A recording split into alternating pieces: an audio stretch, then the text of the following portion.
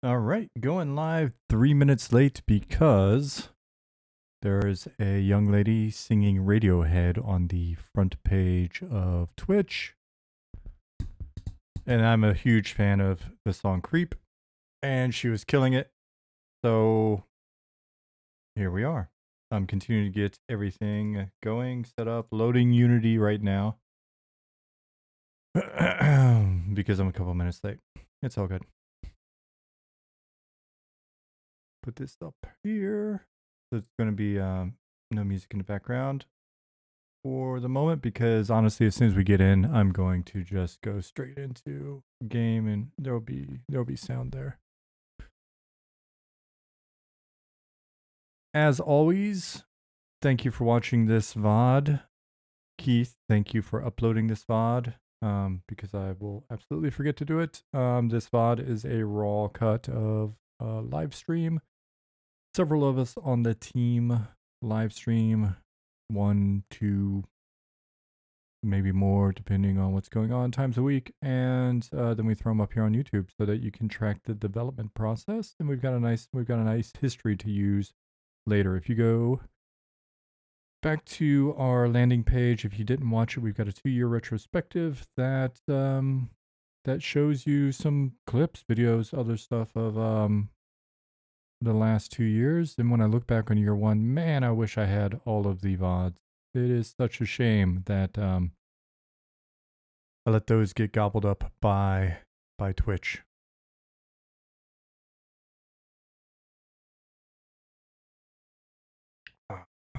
It is 2 p.m. It's Central European time, I believe, is what we have here. 2 p.m. here for me, but I am drinking a nice big cup of coffee so that I can perform for you, while also either poking at development or playing the game. The CGX. Hello. Daylight time ending soon? Oh yeah, that's a fair point. I thought I already did, but I guess not.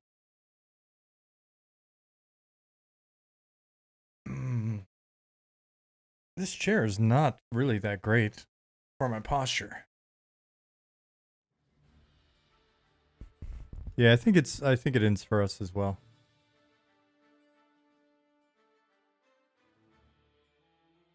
This is rad. So if you notice, we just came in here and there's fantastic music. Ooh, I can't go to options at this stage. So I'm gonna log in. I wonder if I can bring up options after I log in. Probably not though, huh? Nope, connect. Still can't. Let me go in with this guy. I've been leveling. I'll level a little bit while people come in. I got Goblin. We need to talk to Goblin about this tree on the left. I get the feeling he snuck in a little Disney movie poster action here on the left. CGX says that is a penis. It does seem penisy. So I've been meaning to ask Goblin about that. I don't think it was intentional. Unless I look at it. If I look at it, it's questionable. But hey, that's game development for you. Sometimes you just got to iterate through the peni. All right, so yeah, options. I can turn up the master volume now. That's fantastic. I've got the UI scaled up to 1.1 because I'm old and the text was small after the most recent change. Love the music. So if I just crank this up, then maybe turn this down a little bit to 37 is perfect. Then y'all can hear the music. And then if I got to do something like, I don't know what I would have to do where I turn down the audio. But if I do need to do something like that, then I got it in there now. Wonderful. All right. Let me summon a pet while we wait. Is this the latest? Yeah. I hit level 4 over the weekend. No, over the day off, I guess. And so... Oh, fizzled. I've got a new pet. Hey, Vagrant Frontier.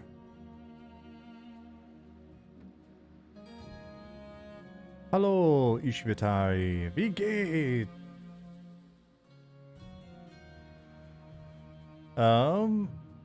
SC Jack asked, you said your terrain was done in Blender. What's the size of each of those objects? Poly count. Oh, I honestly don't know. It's not very high. It's relatively low. And what we've done since then is they were made in Blender and then exported, cleaned up in Maya, and then brought back in. But then additional work's being done within Pro Builder and Unity to maintain the same aesthetic.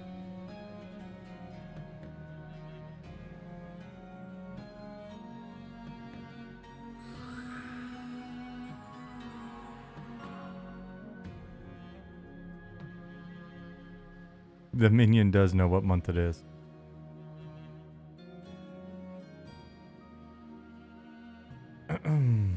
Please Save Quit says, amazing progress since I checked in last.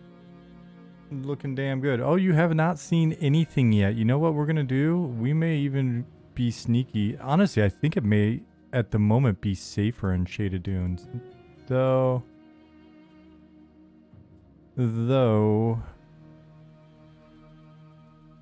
not as much stuff to kill. So I'm going to play on the opposite zone line now. Instead of running to a guard if shit gets hairy, I'll just hit the zone line. Und wie geht's dir? Es geht mir gut. Livestream heute bisschen arbeiten.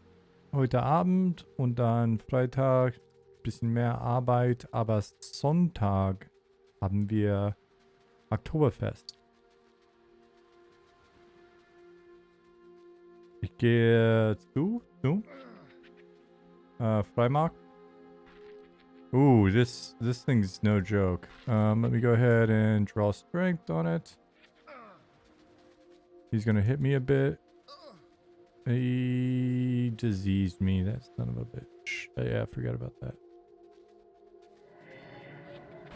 What's up, pet? What's up, minion? Okay, so I killed him, but I got rabies out of the deal. Rat meat, rat ear.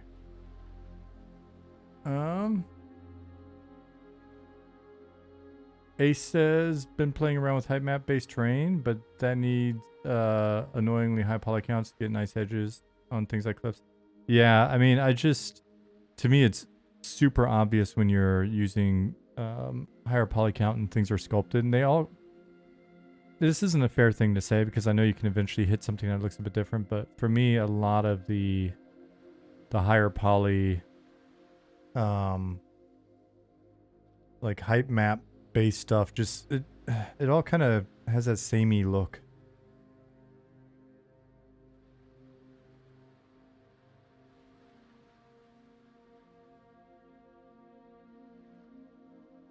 Hey, Pattis. What's up, Alvius?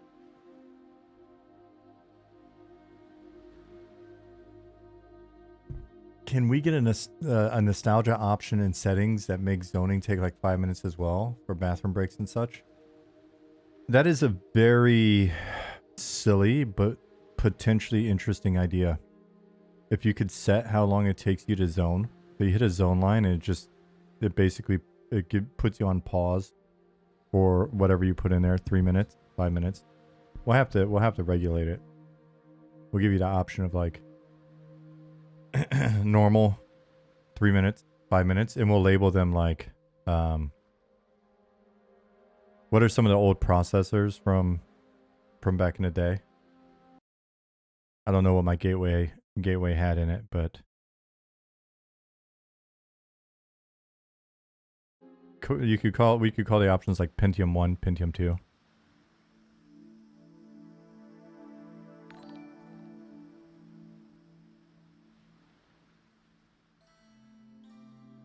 Default exit, is that correct? Thank you for the follow. Oh, random chance to crash? I mean, if we want to keep it extremely old school, then we can incorporate that. So, speaking of Panis has been kind enough to come in here and clean up the transition between these two zones. So it will be a lot easier for us to get in here and start refactoring the content in Shaded Dunes. There's probably people... There are probably people in our audience now who have never seen Shaded Dunes, really. This used to be the only place we would play for the first year. But anyway, so Pattis came in. It's funny. When was it? Wednesday? No, that was yesterday. Tuesday evening, maybe. I think I came in here and looked at this Pattis to see if I could just clean it up as well. And so I brought in as much as I could of the facade. And when I pasted it in, it was all like rotated. Different pieces were rotated and stuff, and I couldn't figure out how to clean it up, so I just reverted everything. So it was a surprise when I saw that you brought the excuse me, burping. Brought the facade in and cleaned everything up. So I'm excited for us to get in here and refactor the content. Quiggly lines. Thank you for 14 months. I hope you are doing well.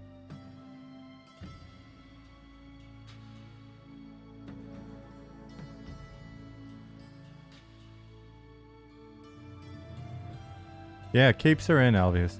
So we've got some. I don't know if Zukin played with the properties on it at all yet, but we've got some. This is just default. And Zukin said he was gonna play a little bit with the cape weighting and collision and stuff like that.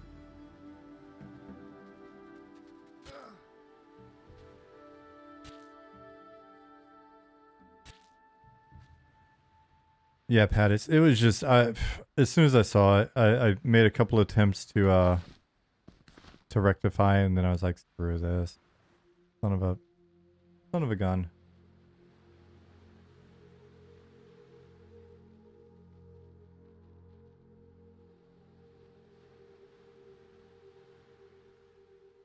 What's up, Uncle Bugsy?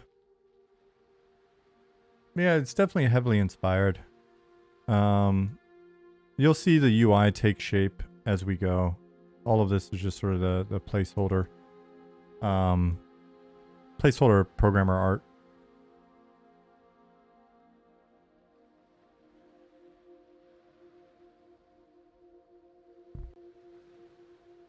So I'm waiting here. What time is it?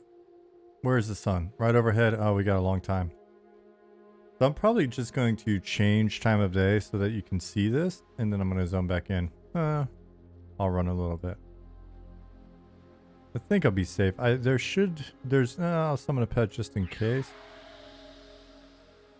I mean, I guess in theory I can invis myself.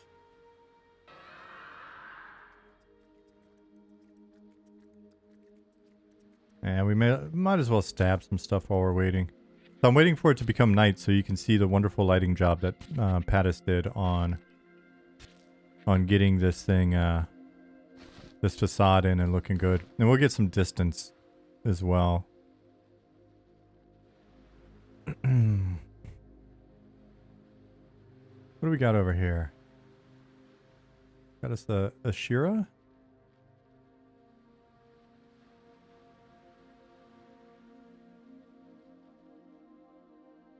Huh. Alright.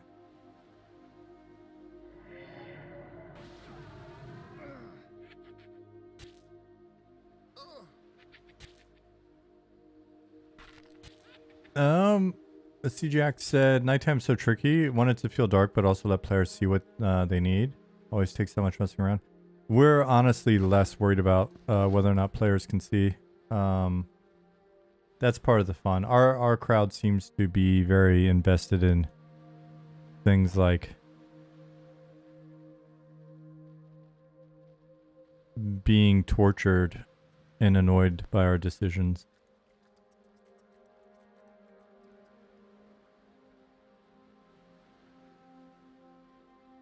Oh man, I gotta get a streaming coffee cup. This one's, you know, this is my morning coffee cup. But Alvius, I see what you did there. Here we go. We'll hang out here.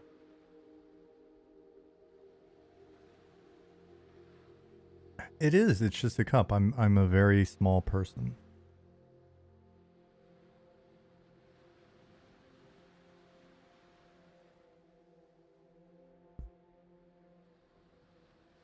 Hey, what's up, Brex? You were in fact a troll named Bugsy. All right. So where's the sun at? I'm gonna speed this up a little bit so that we can see Pattis's handiwork, and then we can get back at it.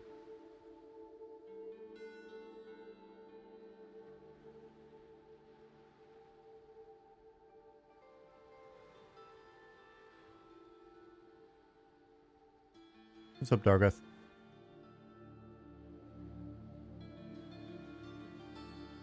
Okay, sun going down.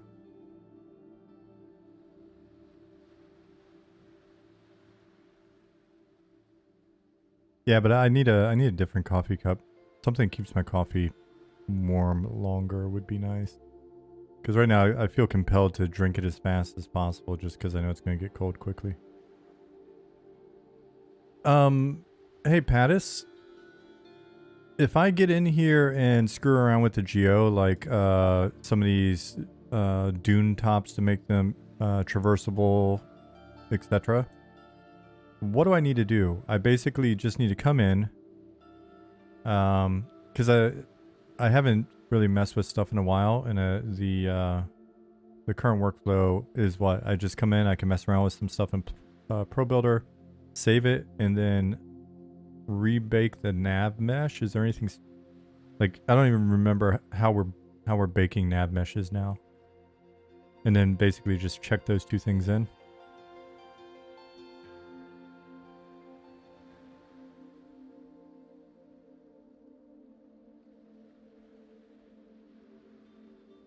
Yeah, thermal cup would be good, Breck.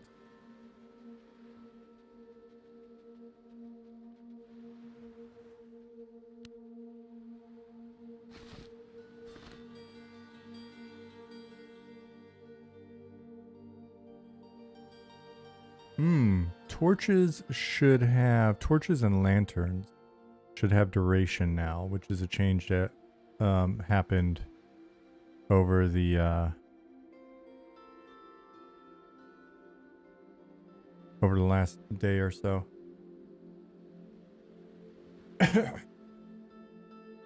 AI navigation, then click bake. Okay, cool. That's not that intimidating. Hey, I noticed, Pattis, that the moon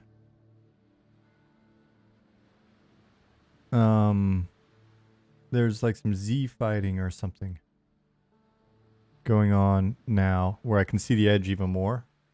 But I know it's placeholder and all.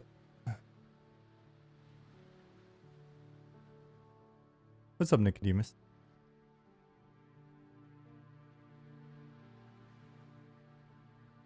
Yeah, so a fully lit facade here is just, it's amazing. The city is poppin', as the kids say. Are there cats living on the moon? You'll see. You'll find out.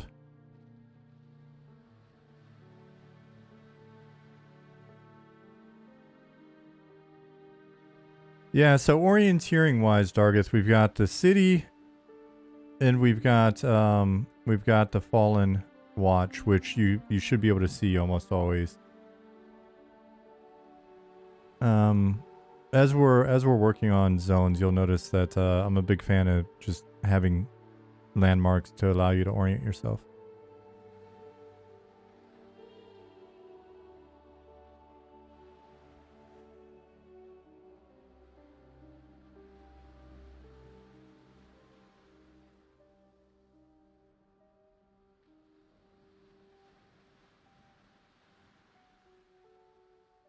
Oh, look at these guys. They're fighting. Hey, Remez. Sure, Warrior 1. Even Con. Well, sure. Let's try it. Let's see. Oh, I've got fear now as well, don't I?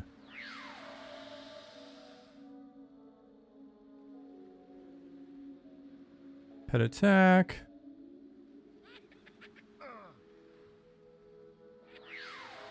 Ooh, if I can get it off. Oh, I got him.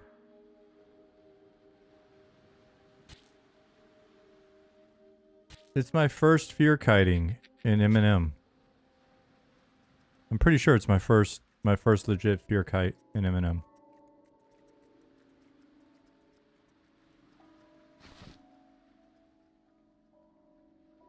What's he got? Crack staff. Sheer warrior necklace. Sheer warrior's bracer. Claw scraps. He was a pinata. BDC retro. Yeah. Padish just did that. Padish just made that update. Ventali said something so cozy about playing EQ in the morning before work and catching the stream. Right on. Even like the mental image of you doing that feels nice and cozy.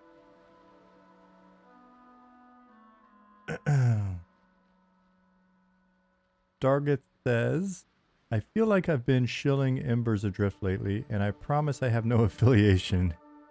No problem. But they do a good job of creating a sense of place. There's zone maps, but no indicator of where you are, and no mini-map. So you need to go off landmarks, and you have your very basic zone map to refer back again. Feels like a good compromise. Yeah, so that's the approach we've been talking about doing. So I'm glad that there's a nice test case.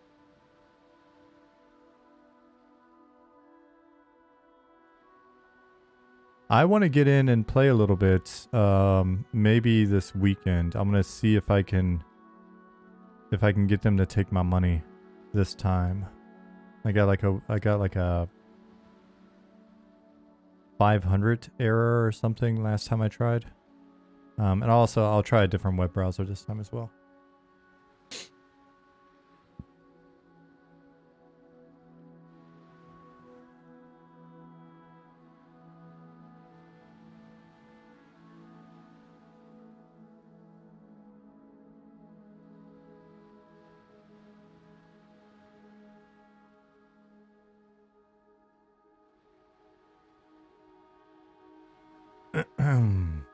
Hey, Ollie.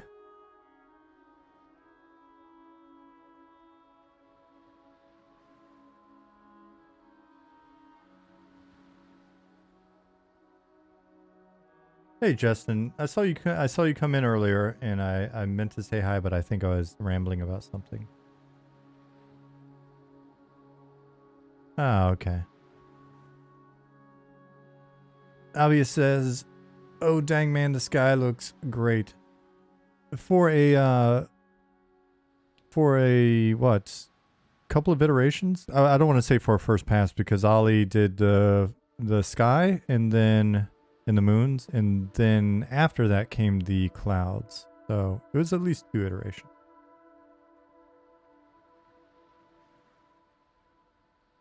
Please Save Quit said, I've been hyping up M&M to all my old school EQ friends, and every time I check in I realize I'm underselling it. We don't deserve this. I tell you what, let us get you in game first, and then you and then you can make your legit determination on that. I'm a believer, but I'm a very humble person. I'm pretty much the humblest person you're ever gonna meet, ever. I want to make sure that that we're not setting ourselves up for failure. What's the plans for first player access? You mean like just regular old randos like you? Or you mean us starting to sneak some people in to help us do some initial testing and stuff? to make sure that when we go to get you in, that it actually works. For the latter, we're gonna have that underway this year. We'll start sneaking in some friends and family type folks, but we're not gonna really make a big deal out of it. We're gonna ask them to kind of keep it on a deal as well. That way you guys don't get all agitated and riled up. But now I've let the cat out of the bag, and that will be in preparation for making sure that we can, you know, like, know that when we go to let more people in, that shit actually works. Do you know what I mean? Oh man, there's some very agitated crocodiles up there. Oh. Ali asked Nicodemus what the coffee of the day is today. Nicodemus says blueberry. That sounds interesting.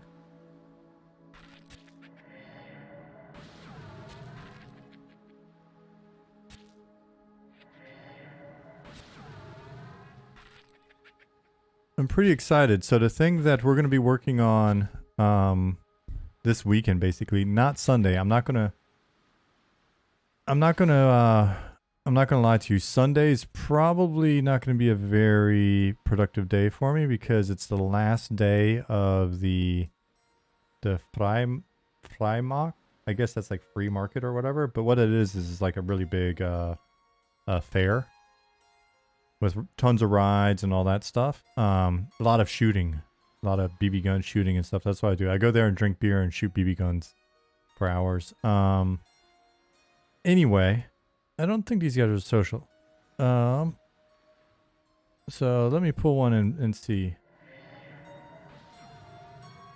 Yep, not social. That's pretty good.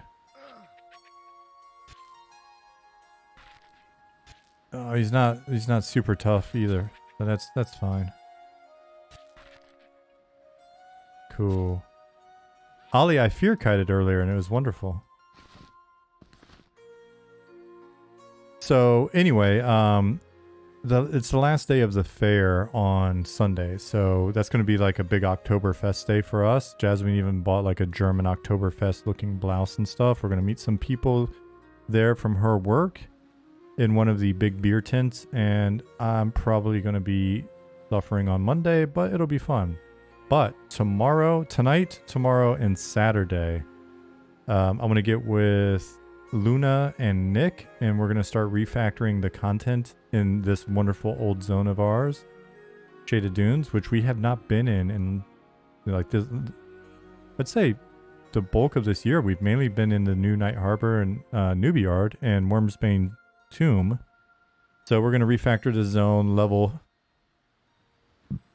Scale up the content, redo the camps, get some new camps in, and eventually we're going to redo the zone art in here as well a bit, but for now we're just going to make this playable so that what we'll have is Night Harbor Newbie Yard, we'll have the Newbie Dungeon, Wormsbane Tomb, and the expanded area of that as well. There's some areas you guys really have maybe only seen a few times but we've never played in. And then we'll have Shaded Dunes. We'll start talking about how we want to handle Fallen Pass, which is this mountain area here that takes you up into Fallen Watch. And that's kind of our target for now. Fallen Watch is the green light in the distance. Clampic, or Clamp CV? Clampic V? Clamp ECV? You tell me how to say it and I'll say it that way. Love the sparkle spell effect. Was mad when EverQuest changed them. Yeah. Yep, we've just started playing around with them. We had placeholder effects in for about a year, and now we're getting legitimate effects in with sound effects. So, like these animated smoke ring donuts are one of them. Sparkles. Albius said, does the game have a preference for NVIDIA video cards or any weirdness like that? Not that I know of.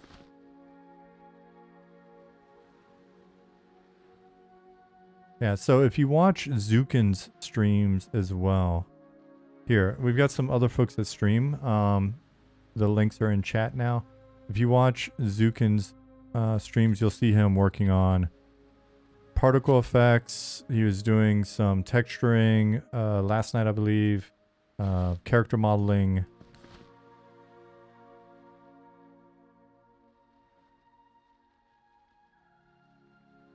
You're closing in on 22,000 cookie points. I really don't have them doing anything. I'm not as high production values as Zukin. Zukin will, you can spin them and make me appear apparently, or turn him into a skeleton rocket that shoots into space. E Clampus Vitus. Well, I'm not going to say that every time. So Clamp ECV. ECV is a historical organization, like a drinking club from the 1800s, kind of like the Masons. Interesting. Do you have a planned world map that you're working from? We have an old draft that we're gonna rework, but it's a starter. It's a place to start. Can I make my cloak blue? I cannot make it blue at the moment, but I've asked Ali for the capability of starting to tint them, and we've got a number of different cloak textures which kind of define the length and stuff that we want to get in. I mainly just came out here so you could see the cool ass lighting job that Pattis did. I'm going to zone back in now. There's actually more stuff, more level appropriate stuff for me to hunt immediately within the zone line.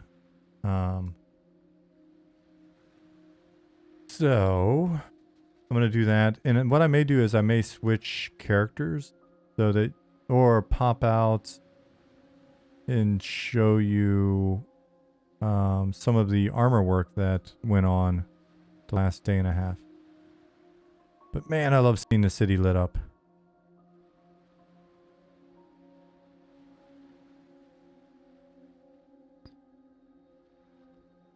You know what I might do? This looks so good that we may even do like a... I mean, we've got the zone doesn't have too many NPCs in it yet, so we've got the opportunity to do it. What I may do is like just have a spawn volume in here where you see... I don't know. Maybe it's good to have kind of like this... it's clear here and it's just a reminder of that you're getting close to the zone line. All right. Scratch that. I like leaving it the way it is then.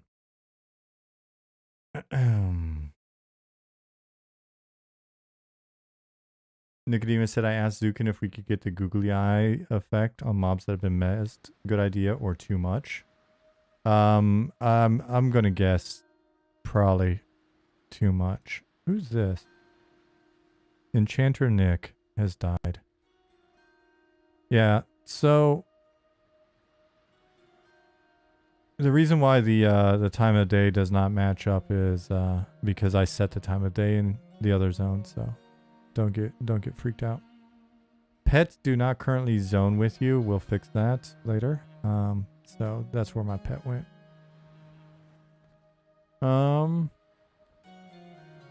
Yeah, I think this is a safe enough spot for me to... I'm gonna just camp here. So I like the view of the city from the distance so much that I'm starting to like the idea that once there's a slightly better road going through Shaded Dunes again, that we start you outside of the city and outside of this newbie area. We start you in the desert facing the city, and you've got to walk your ass to the city to start out with.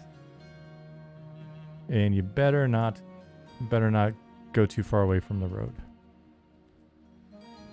So that when you're first coming here and you've got your newbie note and it tells you to go find somebody in Night Harbor, you've actually got to enter Night Harbor.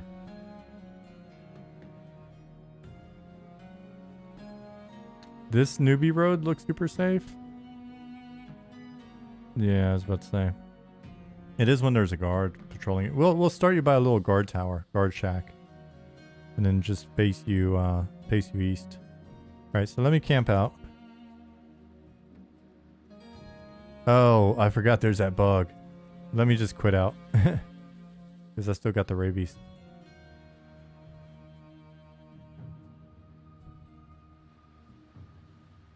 A Ribcade design. Hello.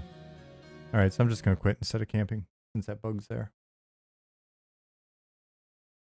Do you have an NPC that looks out over the city somewhere? Someone whose lore also loves to see the city lights? Oh, so you do have an NPC that looks out over the city somewhere. Well, you've got at least one NPC that's overlooking the newbie art at the moment. I'm trying to think how it'd be easiest. You know what? The easiest thing to do will actually be to go back into game. I couldn't camp to character select because I had the rabies. So what I'm going to do is make an annoying sound into the microphone and then log in. Pick this test character that I have. Enter the world. Full screen this beast. A Ribcade design. You're a graphic designer? Awesome. And Brex wants to know, what are your favorite things to design? Dargith thinks it's graphic.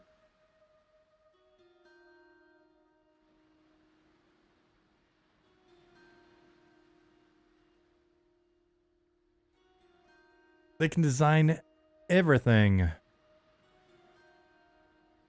Why is my posture so piss poor in this chair?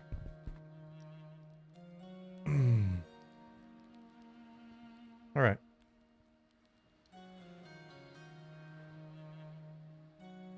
So here is, let's look at some armor. We just tossed, so we had armor in the database, and a lot of it was using an original texture that we had concepted, placeholder texture. So now we've got just using the few textures that we have available right now. We're currently making like the first pass of additional textures, but just using the original plate, 2 different plate samples for the breastplate, but we don't have like plate leg, plate arms. We're using the old original sort of concept gloves. Oops. Let me turn off aggro.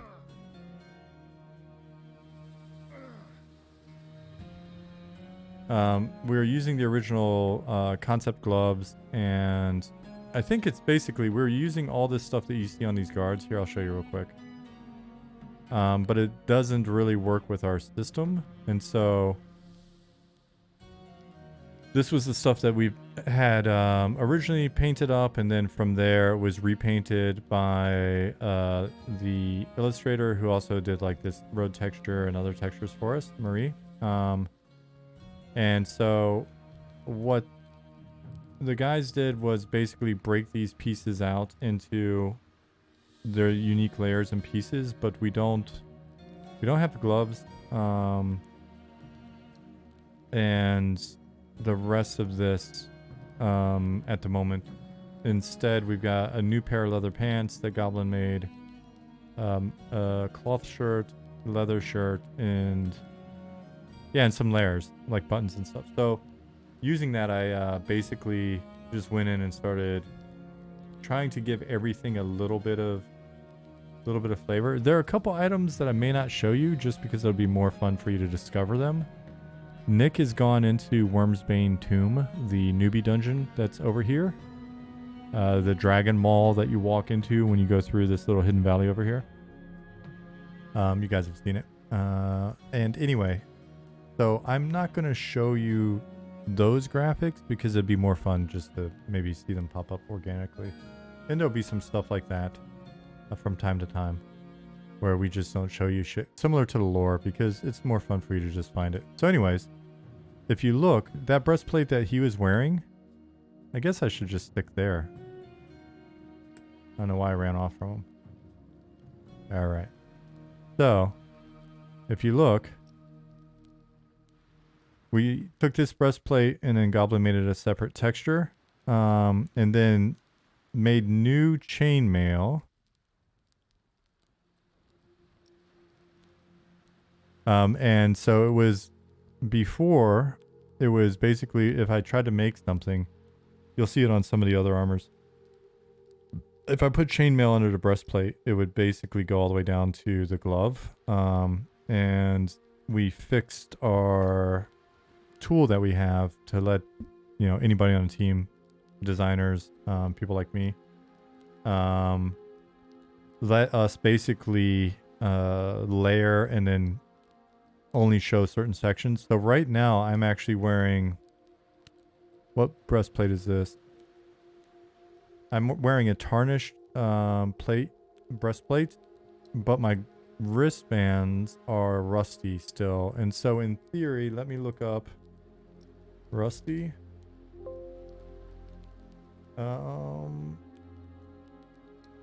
Rusty plate vest, cool. And so we'll summon it.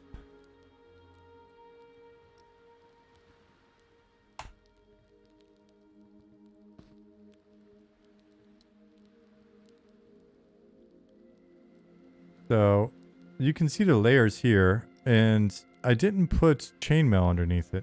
I saw it and I was like, you know what? I kind of just want to leave it as just a breastplate. So if you find this rusty breastplate, it looks like this. And then you can, through the magic of crafting, improve it. And when it's improved to be tarnished, then it will look different.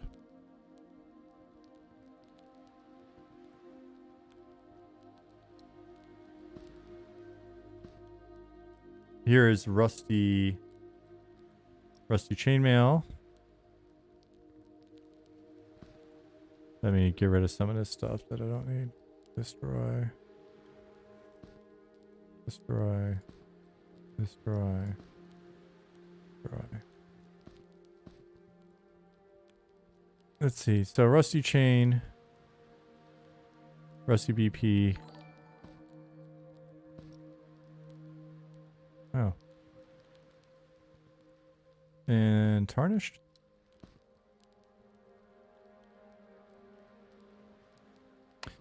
That's interesting. I think that...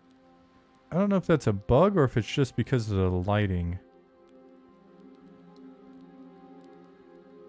But it's still showing... It looks like it's showing the rusty appearance. But it could be lighting. So let's... time that 8 a.m. What else do we have? We've got some different legs. So right now, what pants am I wearing? Let's get out here in this brighter light.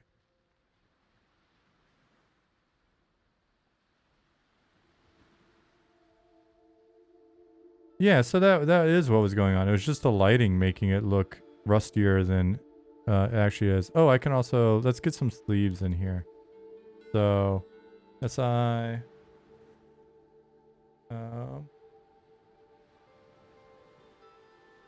tarnished... plate...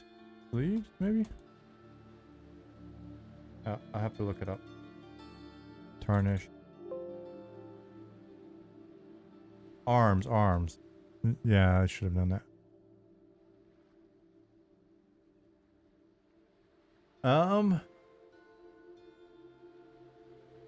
T-Mark59, thank you for the follow.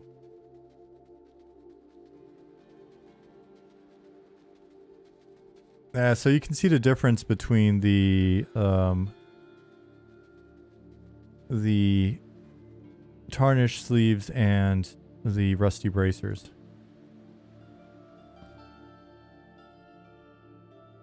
Oh, fun fact here. This is something we were talking about. If you look at this, each bracer has its own representation. Justin said, thinking of getting a Monsters and Memories tattoo. I love tattoos. Always wanted one. I want EverQuest tattoo as well. Start with the EverQuest one. And then you can work your way up to the Monsters and Memories tattoo.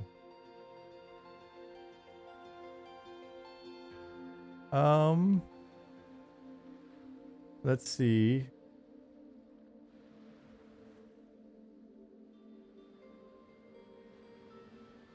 Shira Warrior Bracer. You had no idea it was a tattoo hierarchy? Everything's a hierarchy.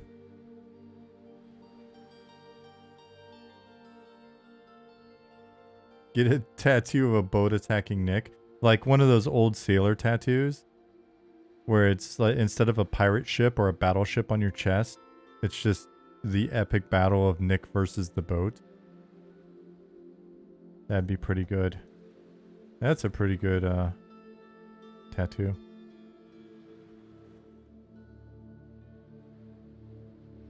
Great merch idea. Oh, that would be cool. A t-shirt with that illustration. Default Exit said, yeah, before you get your epic 1.5 tattoo, you need to get your 1.0. It's true.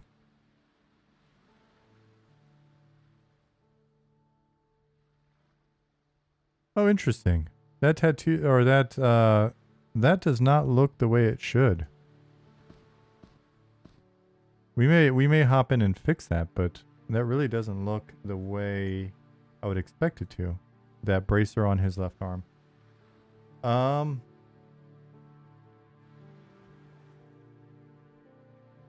Zabacraft, hello.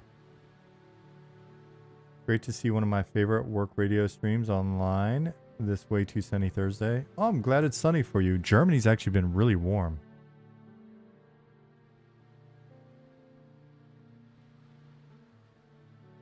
Cardell asked, a super random question, but I always wondered over the years of playing EQ, why do all the mob names begin with a or an? Is it just so the combat text reads correctly? You strike a rat, etc.?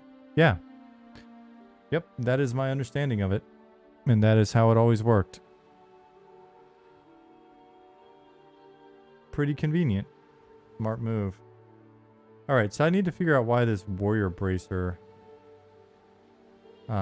it happens to be like a byproduct BDC Retro is that it helps you identify named from unnamed.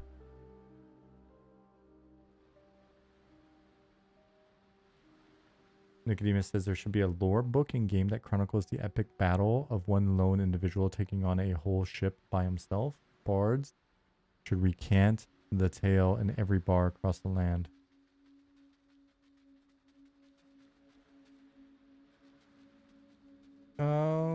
Let's see, what else do we have here? What would be a good one? Let's grab some... We'll put on some black cloth pantaloons. Let's see if they work.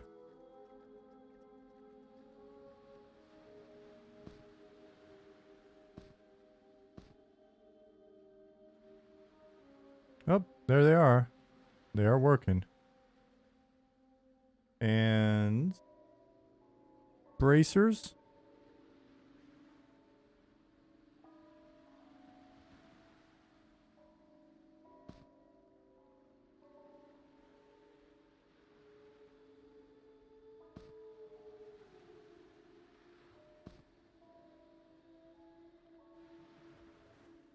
Work.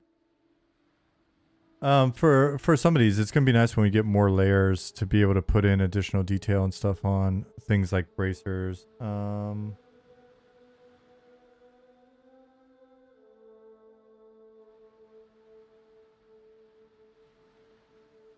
Let's see if we can find something fancier, but not fully fancy, so that I don't spill all the beans. But even stuff like patched cloth, rawhide is in.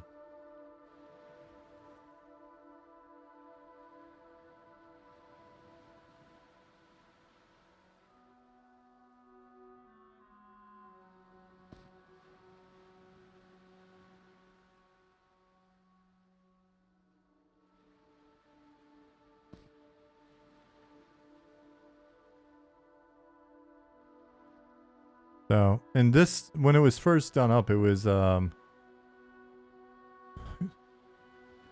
don't want to say like, it was a quick set that was put together that I think now that we see the system in action, we have a lot more understanding of how it's going to wind up being used. So I'm pretty excited for the next couple of sets of armor. The torch? Here.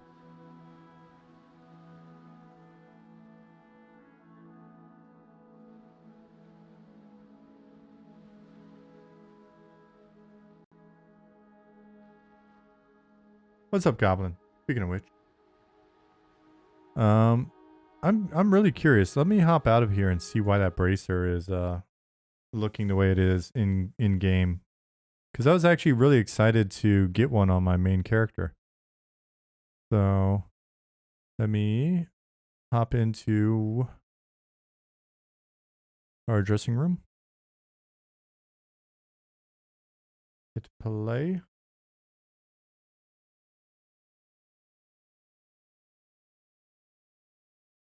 And then break this out.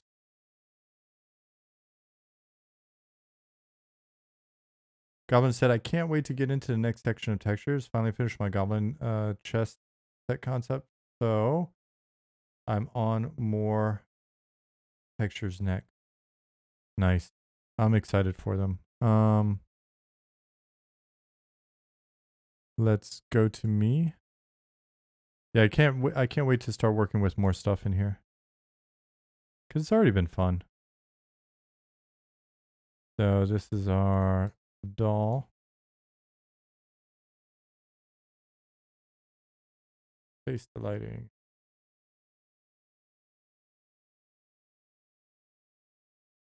I meant to ask, you posted some cape textures in the warrior set. Oh, sorry, fighter set.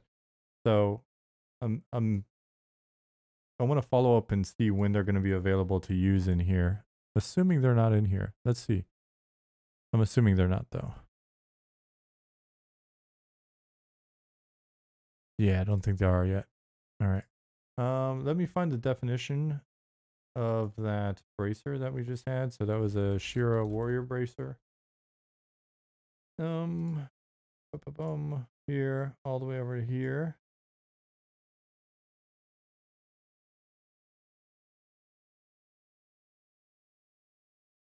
Let's find it. Okay. So let's look at it in here. What's it look like in the tool? Commit. Oh, wrong layer. Wrist. Commit. Oh, it does. It looks jacked in here. So I don't know if I didn't copy paste the whole thing or what the deal was, but this is not what I was going for. So Shira, let me get us some music to listen to in the background here. YouTube.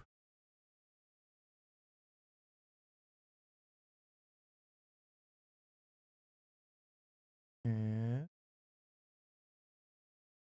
our channel. Pause. Playlist. Robert's music. And back. What's up, Jibombo? Good morning.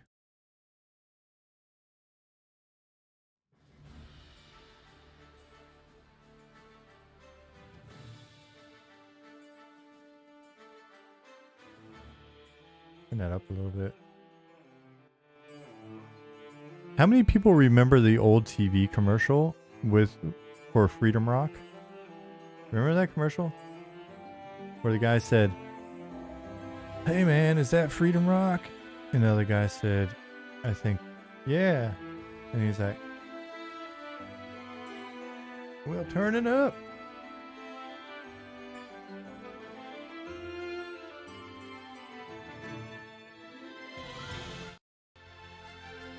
Adjusting the volume. All right. It was pretty good. Nick did this. Ollie made this tool. Well, we're gonna be revising it and doing some more stuff with it. But I'll be honest, it's been a lot of fun so far. So sometimes what I do when I was like trying to match like the scarab stuff or whatever is just bring this image up over here so that I've got a rough idea of kind of what that texture looks like at the moment. And then I'll just kind of try to mirror it a little bit. So it looks like it needs to be darker. That layer, not darkening. How about this? Okay. What is this layer doing actually? And then let me move it down here and see what that does. Can I not? Alright, let me restart the tool and see if it's friendlier when I start it again.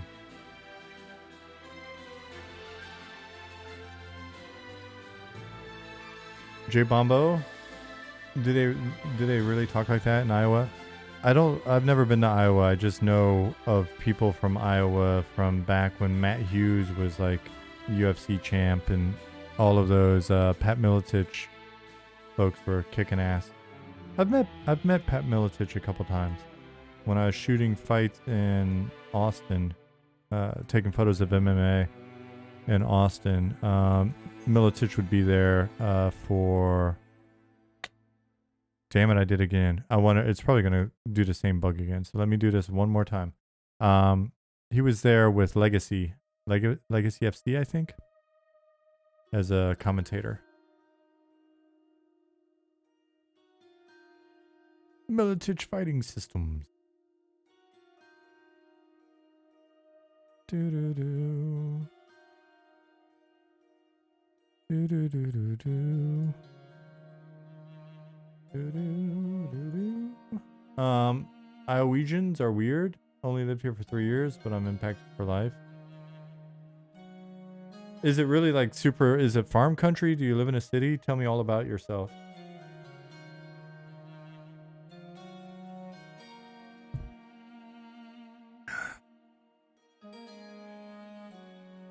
Don't let me do all the talking.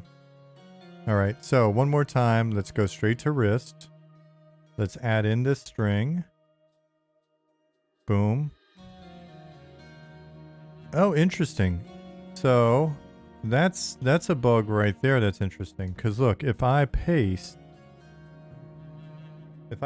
in what was in the database, I think that value isn't working or something.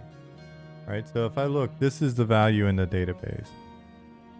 Leather torso A, this top layer, with these values. Leather torso A, the second one, is this next layer. These values, but then it's also supposed to have color WM thick, which would be this mask. Color WM thick here. Yep. Look how much nicer that looks right there.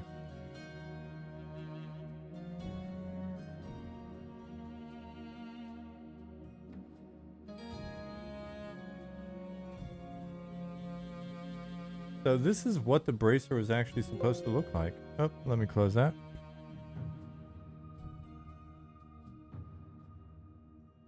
So that makes me wonder if these values in the in-game sort of rendering system, right? Because it just added a little bit of texture there, which honestly, if I'm looking at this cloak over here, the color values aren't necessarily the same, but we'll be okay for now. Again, this is all meant to mainly just be us playing with the system and will be iterative. I mean, look at my underoos at the moment. Those are clearly not going to be permanent. But I think something is up with this mask layer not wanting to play with our system. And as soon as I hit commit, it wipes out the mask layer. Let me just try a different one. And then copy.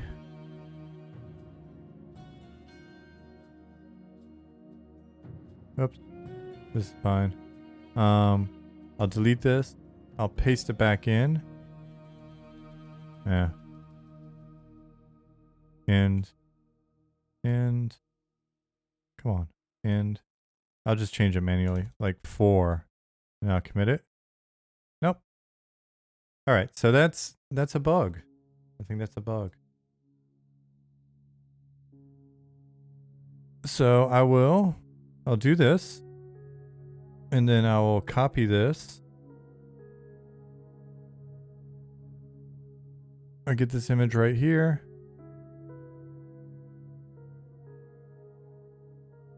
We'll break out our high-tech development tool. Paste that there. And then we'll come back in.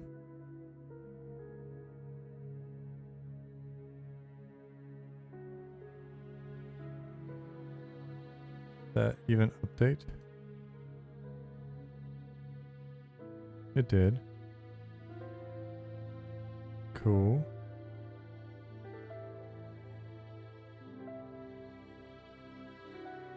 And now we'll take a... You know what? I'd like to actually show both of these in here when I do this. Do this. We'll bring this over here. We'll zoom in a little bit more.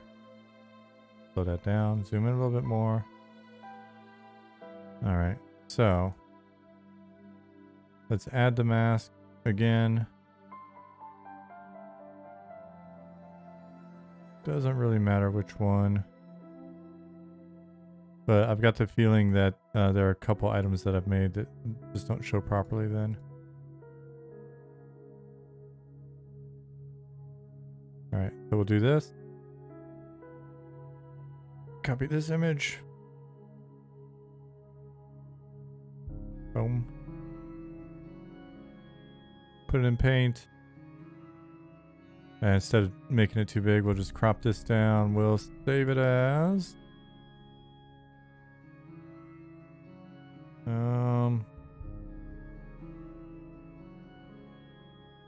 wrist mask 1. And now let's come in here. Go to end here. 5. It doesn't matter what we put in here because the second we hit commit, it's going to wipe that value out. And then let's go here.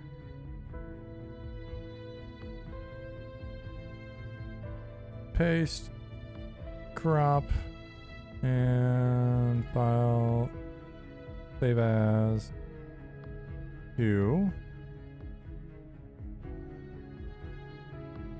Right. All right. And then I'll make a note that I need to write a bug on.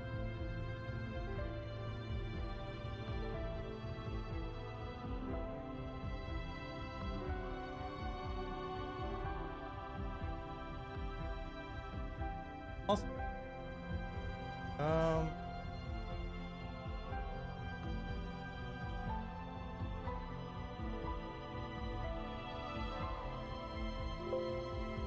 And for your patience in watching that all transpire, I will show you a cool piece of armor that you can quest.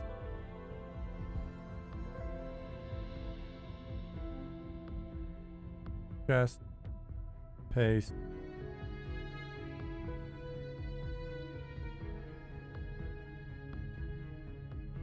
So this was basically, for those of you that weren't here Tuesday, and J Bombo asked you a question, and you answered, and I will get right back to it. I realized I distracted myself. Yeah, the cool thing is with this layer system, essentially, all of this is a bunch of layers. So the chainmail is layer. This chainmail just happens to not have anything underneath it. So you can see the skin there, but in theory, I could just add another layer. Like this. And so it's on the bottom here, which kind of makes it on the top. And so if I were to do something like really annoying with the color so it's obvious, like, I mean, that color was already fairly annoying. Let me find something cool. And we'll up to saturation and we'll, there we go. Nice solid teal because everybody's into teal. Then I just move it. So now you can see the red layer matched against it. And that's the red highlights on the armor, on the plate. So up one, and now you're seeing the essentially what I did here was use an alpha'd version of the armor, just another same image, but alpha'd to give it additional highlight. Oops. That part's always confusing. So here. 1, 2, 3. Now it's under the plate, but over the chainmail.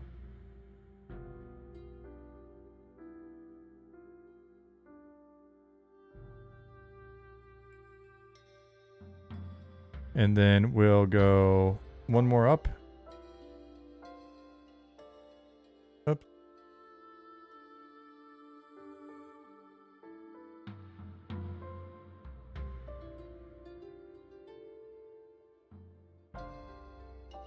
And now it's under the chainmail as well. And so the more we build these layers, and the more we build sort of think with customization in mind, some of that we don't know. Over time, it could be the inclusion of more like of these scratches and dents. It could be just a layer of like, or either a layer, kind of a mask that's just abrasion or something that we can put on some of the armor to scuff it up a bit. These bolts and stuff. I mean, I can. There's extra stuff that we can put on here. Some of which I'm not showing you on purpose, just because there's some cool things that you'll see when you see them in game. But we've got some of these layers, and so we'll start seeing that more and more. And then like these edges right here where the sleeves are. It's just because of how we cut it up this time. The armor that the new sets that Goblin's been working on really consider sort of where a natural sleeve would end and stuff like that. I don't know. I don't think I can easily find the stuff that's been worked on. And if you watch Zukin's stream, you could see he was making like a really nice enchanter cloth set. And so again, that'll be new pieces that we can work with. Some of that we'll have to look and see, like, do we really want it to be exclusive to a class, or are there certain features that we keep exclusive to a class? And then the rest of it we'll just get in here and cobble together. I'm scrolling up on my other monitor to see if I can find the thing that Goblin was working on.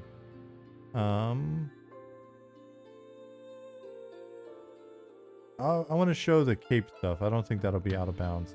So I'll show the different capes in a second. So, J-Bombo, since you were kind enough to respond to my question, let me read it out. Said, Iowa was all corn and beans. Literally, that's all you see. That's what I've heard. I've heard it's just like corn forever. But I live in Tulsa from Oklahoma originally. Finishing up my CS degree this semester with 51 days left. Nice. That's really close to being done. EQ ruined your life and you flunked out twice. Now you're back. Well, sounds like it was meant to be. Dargus said, if you want to keep stuff class specific, the most important bits are the ones that impact character silhouette. So maybe like helms and shoulders are most important. Yeah, that's been a thought to date. Hey, John. So let's show this cape really quick. Cape variations. Or yeah, I don't think I'm spilling any beans that I shouldn't. Open a new window. All right. Let me turn off the music. Oh, Goblin's always got music in there.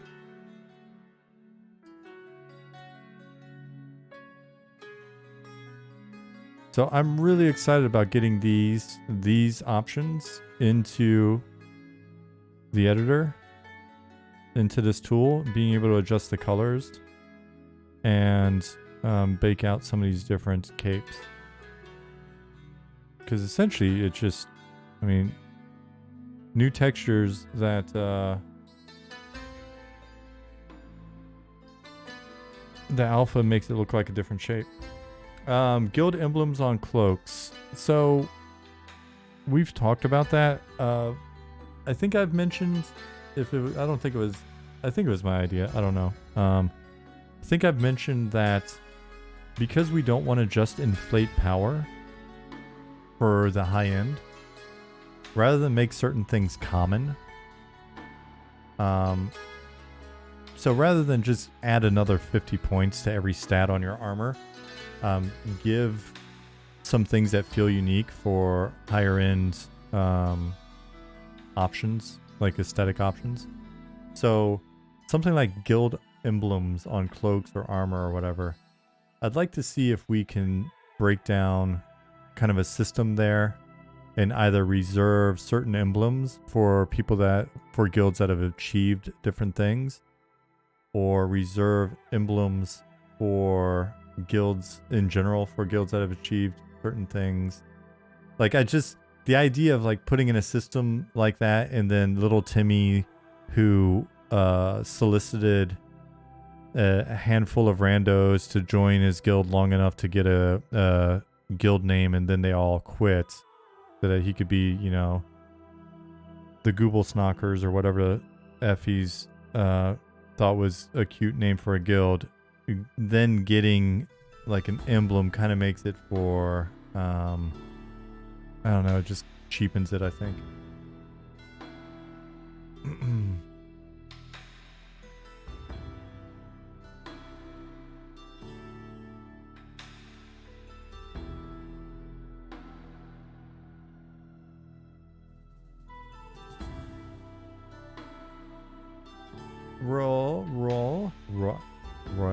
Royal, son of a gun. That you could have a bunch of random different quality layers to make a lot of different but same armor. Yeah, for sure. We're doing that with at least, you know, like 2 versions right now with like Rusty and Tarnished. Belfaster asks, I wonder if you could cheat this to make your undead zombie versions of your races have texture layer that looks like a hole with guts and stuff peeking out. Well, we've got a specific model at the moment. But we do want to use more attachments and armor and stuff on at least skeletons, and we'll see how we go on that.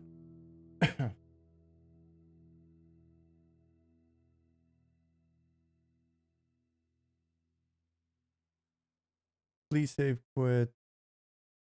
Ask, is it capes cloaks for all races, classes, or do different classes, races have their own style of item? We want to get cultural items in game. Whether or not we make those exclusive to certain cultures, maybe. But from the onset, I know Ollie's remarked on it, and we've agreed. We like the idea of basically getting both. We understand some exclusivity is nice, but that idea of there being badass elven armor that looks elven, that you see elves in, but then being able to get that tailored for your gnome or your ogre or your human or whatever seems fun as well.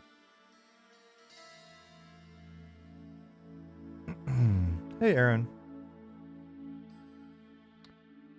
You think there's going to be a lot of phallus cloaks? No, it's not going to be freeform. Like the idea of players like just making their own icons and stuff and putting them in games.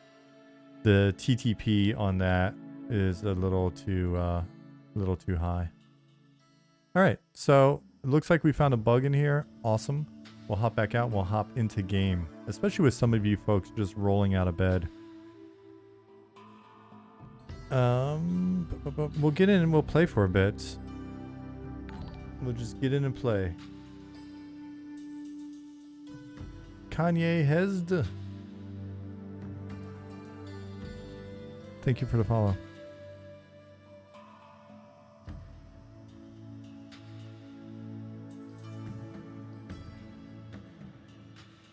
Hey, Lichmorg and Kanye. Move this up over here.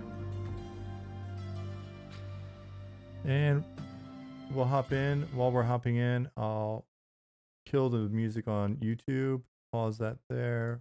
Hop back over to you. Any plans for cloaks that really envelop you? Over time, it'd be nice to push stuff like that as much as possible because there's just so many great concepts that look, you know, all wrapped around you and cozy. A cloak player race? It's possible. It's possible. That would be an expansion though. Let you play as just different items. And you have no free will. I mean, you can talk with whoever's wearing you, but maybe we'll do an expansion where all the new races are just items. And so you just get handled. Dark Inside, good morning.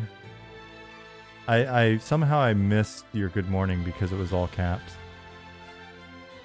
My brain passively aggressively missed your good morning.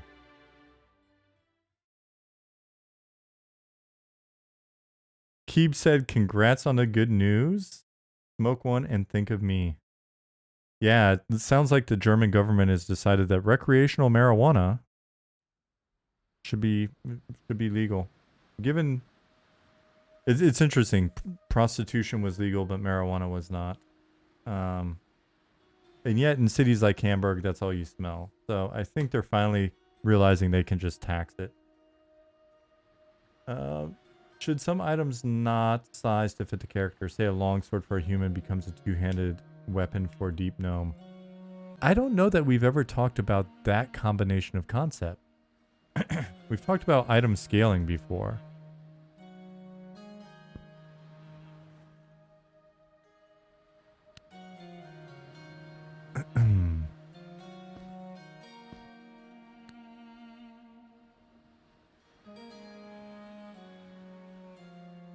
Yeah, so we have discussed cursed items, and that'll be one of those things that you're like,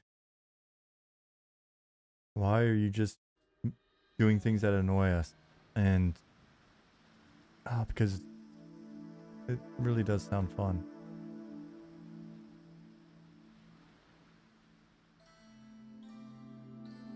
But yeah, so Keebs probably won't be smoking anything, but I do like my edibles. All right, so I still have rabies. I have seen Embers Adrift. I have not played yet. I want to play this weekend a little bit. Lantern and lantern fuel. Nice. Do I have room?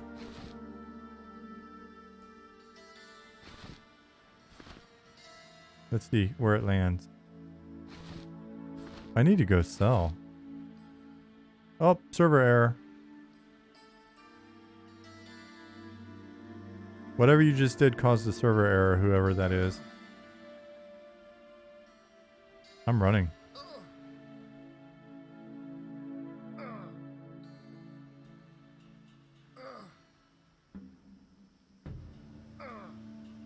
Damn, I am getting owned. I'm heading for the zone line as fast as I humanly can. Oh.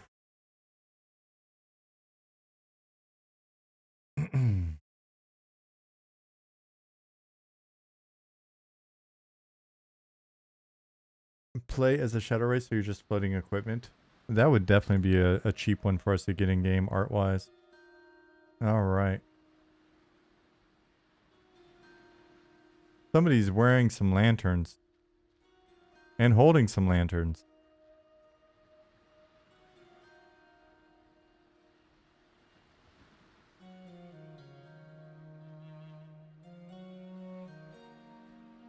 I can't wait to see how we can make them jangle when we put the physics on them.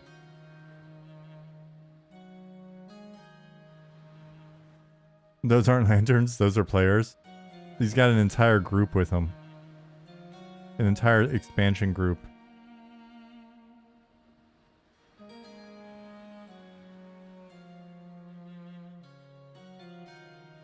Boob physics as well, Alfonso says. Oh, sorry, bro. I don't know that we're going to get your body type in yet. Help me, guard. We may do we may do different body types later as an expansion.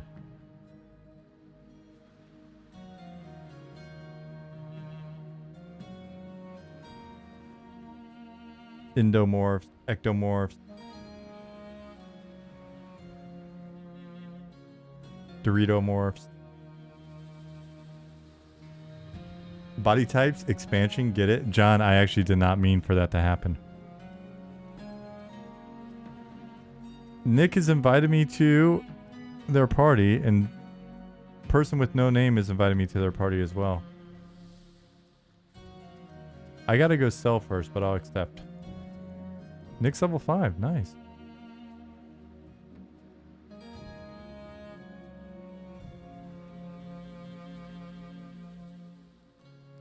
I love the patrolman is unarmed, just punching rats, 100% lore accurate. Dargith, he's a older dude. He's seen it all. With his level of experience, he'll just punch a rat.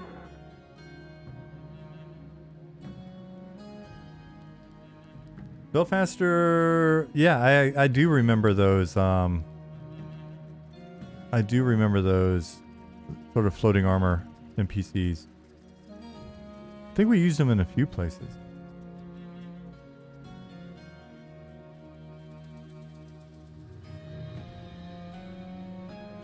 You guys should have an over sub stretch goal thing where if we sub for more than the minimum, it goes towards goals like man boob.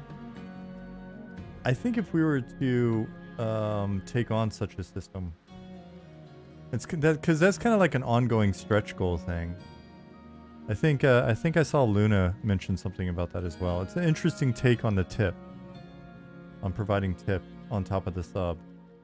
I don't know. I don't know that man boobs would be the priority.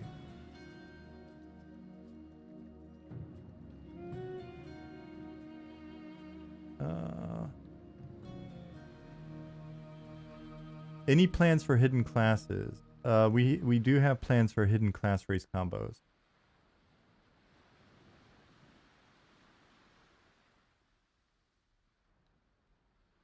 Nicodemus, not a bad idea necessarily on the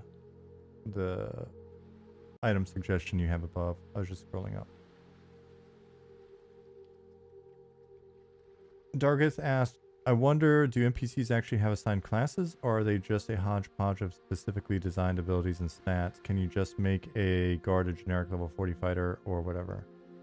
Nick says both. Alvia said it was 100% me being funny while being serious about a cool system. Not a horrible thought necessarily.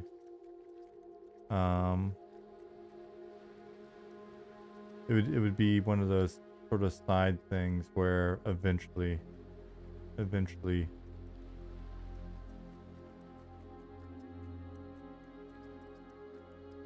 they go in. Though, yeah, Mr. Rogers' take on it. I think that's fair as well.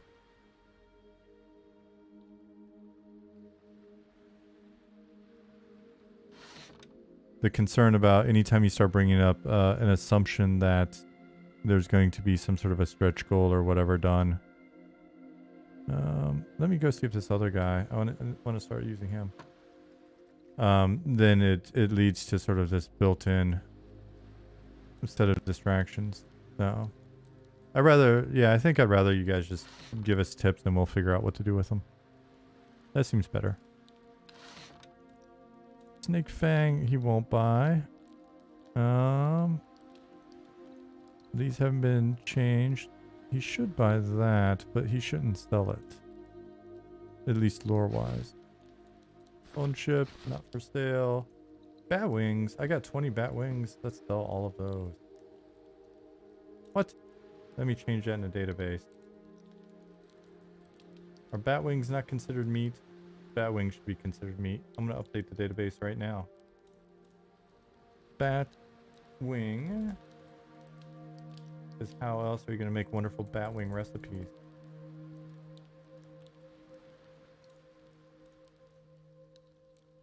Critter bits, reagents, druid reagent, and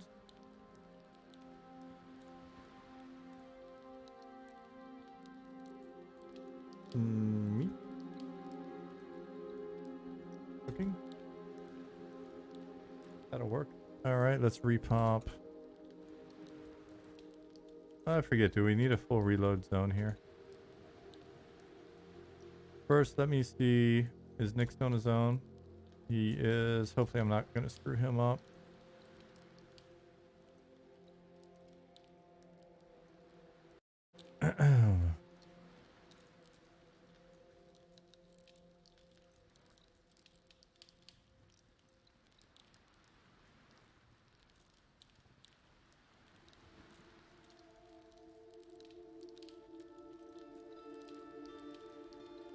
We can have, I don't know what your, what triggered that, but you said something about have a pandemic event in game. I think both EQ and WoW have had those, right? You think gnomes are already in?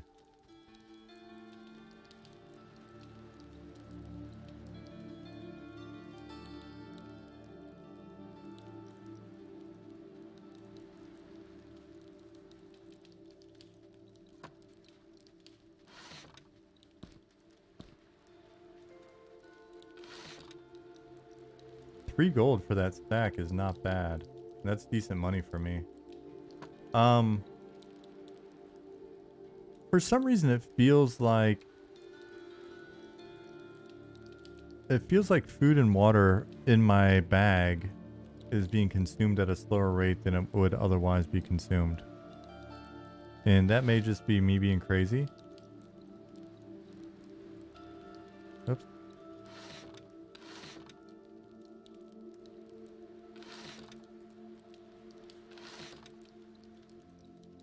That may just be me being crazy, but I swear that's the case.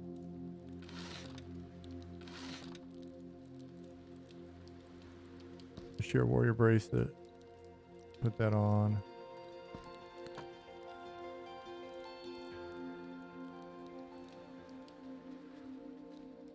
You guys got armor now in game? Yeah.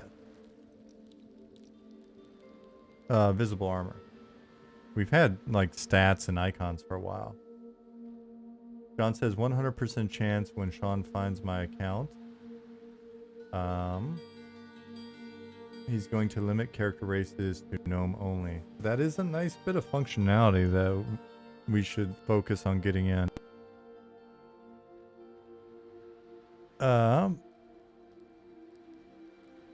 Zone's been repop. Okay. That'd be a good stretch goal.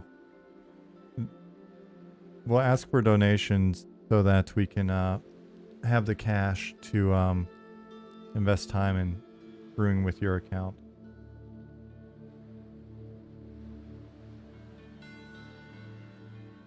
Nicodemus says, I could see a merchant watching players pull out all of these bloody body parts out of their pocket like an elementary school boy who's picked up toads and grasshoppers on the way home. Got anything I can sell aside from beetle, snake, and bat parts? That's why certain merchants don't want those things. Will the bedroll on the bag have practical use or just graphical? Backpack right now it's all graphical. It was a fun like little concept piece.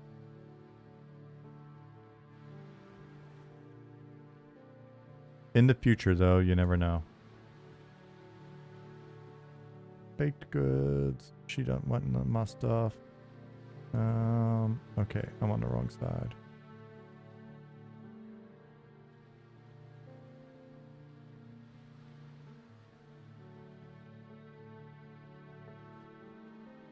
Oh, it's actually in that building.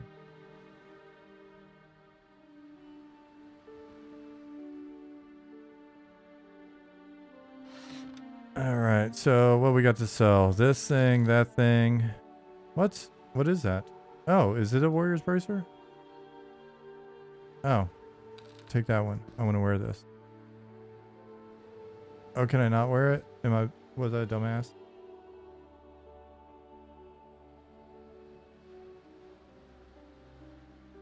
Huh? Okay. No. Yeah, I guess that makes sense. Not for cloth wearers. Got that 2 AC on it. Yeah, fair enough.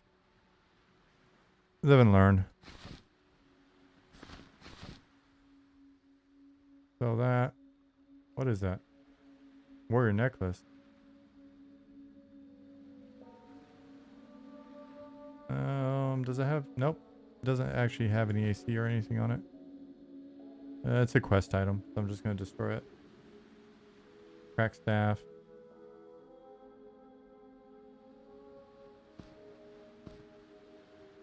And some pelts. So I gotta run over to another place.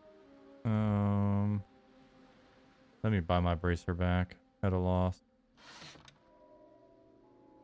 For 1 gold? Oh hell no, I'm not buying a bracer. Albius asks, have I ever played Kinshi? You have to lay on a bed to heal faster. No, I haven't played it.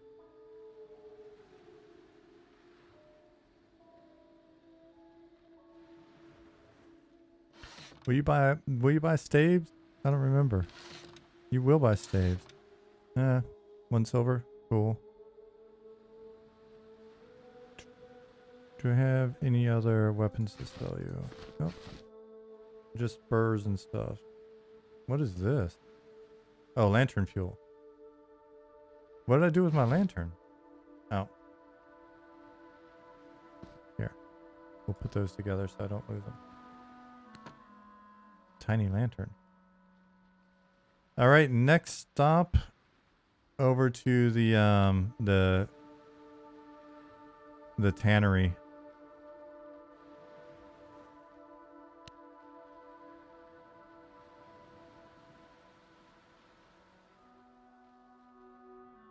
You think you'll have some kind of UI indicator on items while engaging with a merchant to tell you if he'll buy stuff or not? Trial and error is looking a bit tedious. May not be a bad idea, like a little indicator when you open it. The thing with trial and error though, again, whenever I hear inconvenient or tedious or annoying, what I also hear, and I may be wrong on this, like I think I've prefaced my thoughts on this a billion times, but when I hear those things, it's like, can you just instantly show me so that I don't have to learn? Like, it was kind of a pain in the ass, like remembering where these guys all were when I first got started, and I'm the one that put them here. And even now, I'm like, oh, which one of these guys buys what? But after like the 3rd or 4th or 5th time, then I'll start to understand more. Like, oh, I want to run to this guy, right? And then I'll feel a bit of mastery. And then this isn't just a newbie. Like, this isn't a starting city.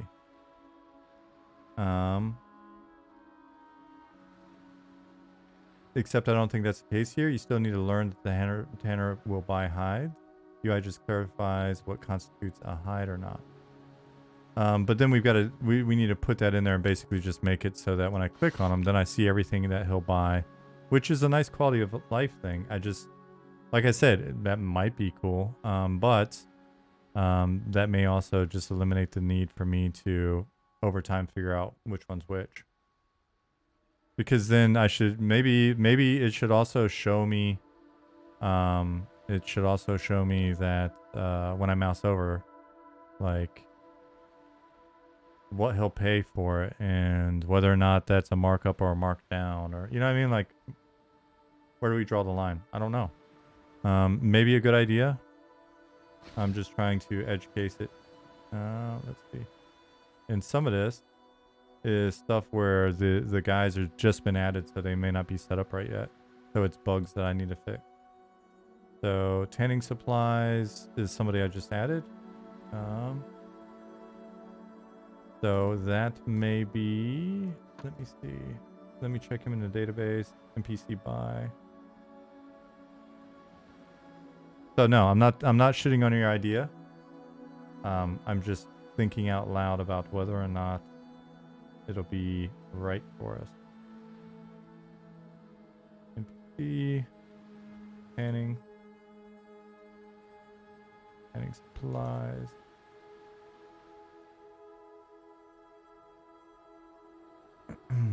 Because I know there's a guy right around the corner that will buy this stuff. But let me go ahead and look at it.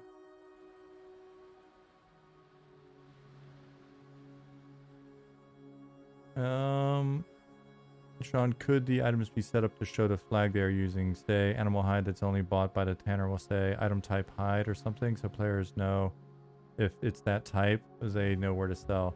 So you're asking if it's possible. It should be very easily possible. The first thing we'd have to do though is then go in and clean up our tags because we're showing we have tags that we don't necessarily want you to see. And so then the question becomes, do we show all tags or do we show certain tags? Do we update the database to have two fields? One which is a tag that shows to the player and the other one is tags that we use in development. Or do we not show that and then let you sort of learn it over time? One of the things that we want to have in as well is, so when it says the merchant does not want that item, we've talked about replacing that with, instead of the just this system message, the merchant basically saying, I don't want that, but maybe this other person would like it.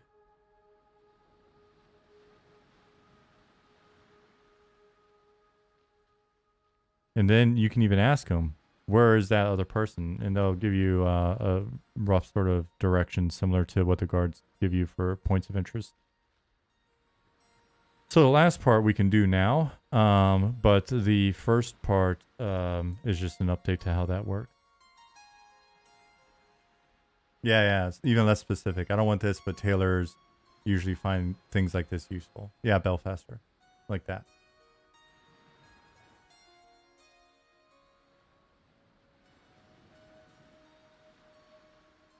What was the thing? Oh yeah, so the point that you made, BDC Retro. I'm not sure if you're responding to chat or something I said. But yeah, that's kind of the idea.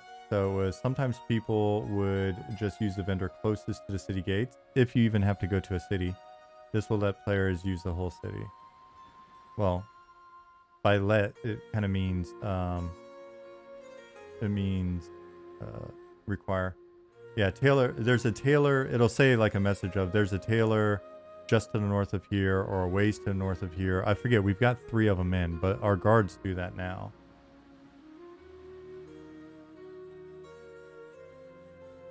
Dargith, what about a standard question response to merchants where you ask, what are you buying? And they provide some context for the types of items they'll buy in a natural conversational way? Yeah, possibly. Or maybe that would be the trigger to your original idea. Like, what are you buying? If you ask, then it shows up in your inventory, little dot, red dot, green dot. Again, like I said, the original idea that you put forward, I wasn't shitting on. I was just trying to think through.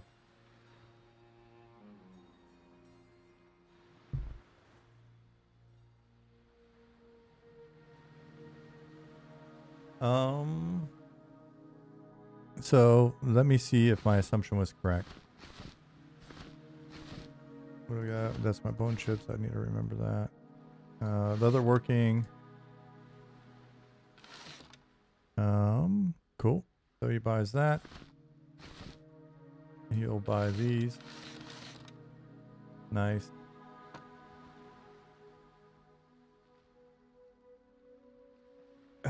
Cool. It's funny when you repeat the word shit back to me, I'm like, oh, that sounds kind of extreme. Sorry for cursing.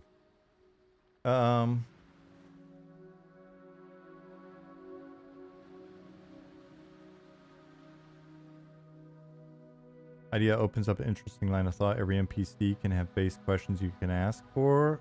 Information if your faction allows. Yeah, so we've got the basic framework for that in, or the first step. I'll show you on a guard in a minute. I don't know that merchants have it yet, but honestly, I could probably update merchants to do it as well real quick, just so you see it. But let me finish the first thing I was doing, which is canning supplies. Okay. Let's open another database window.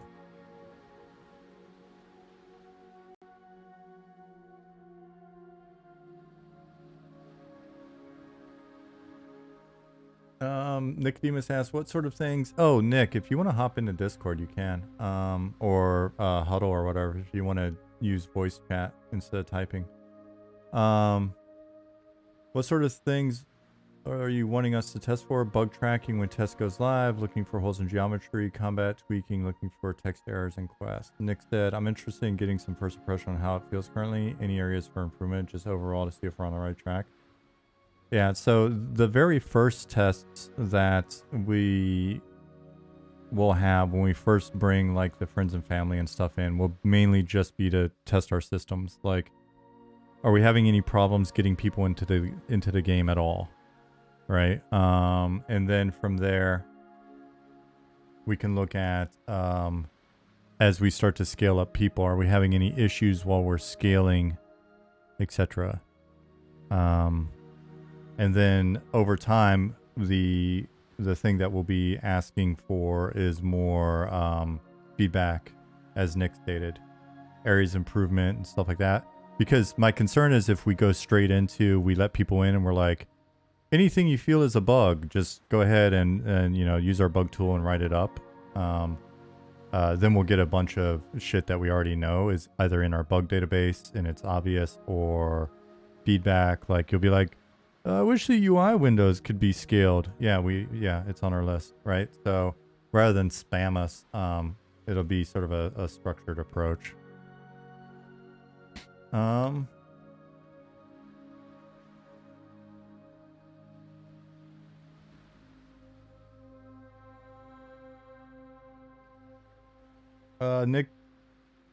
Nick just asked, what if we made it so you can sell to any merchant, but if it's not tagged item, you get ripped off, or he sells at a premium? Nick, I mean, I know we've discussed this a couple times now. I really want to try to maintain it this way and see, again, like the situation I just ran into where the guy wouldn't buy my items, it's because it's a brand new NPC that I didn't set up, and that's a bug. Because I just don't think there's going to be appropriate enough I don't think there's going to be appropriate enough incentive to not have it basically just turn into find first merchant, dump all goods.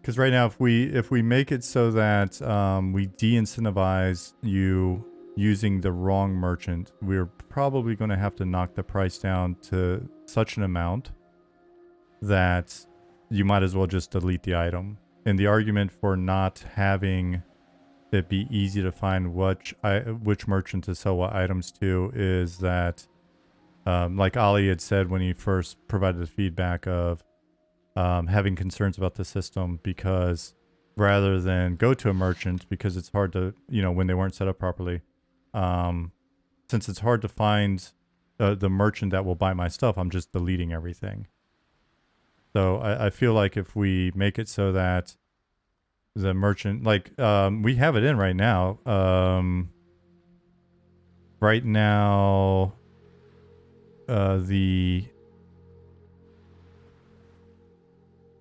like right now, what's his face? Funny what I'm thinking. I just can't. Anyways, the shifty gnome will only give you 50% of what most items. I think there are a couple, or at least one or two categories that he doesn't do this to, but it's basically a 50% reduction.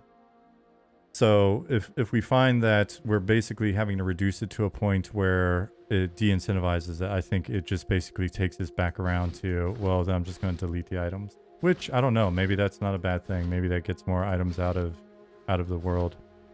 Anyways, tanning supplies. I open another window.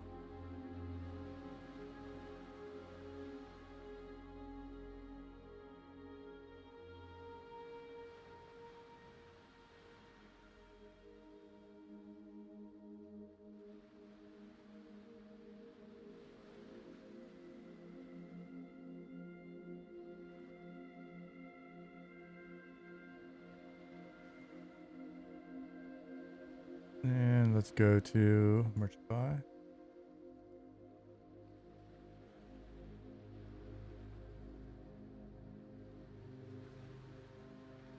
Oh. And who's this other guy here? Another work.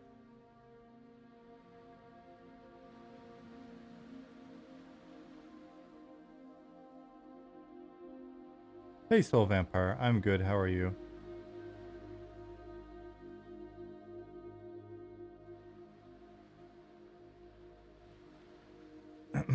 Is there a world where people would net money buying items from vendors in one city, trekking to another city on the other side of the world, or do you really just want money making to come through player trades and cash drop?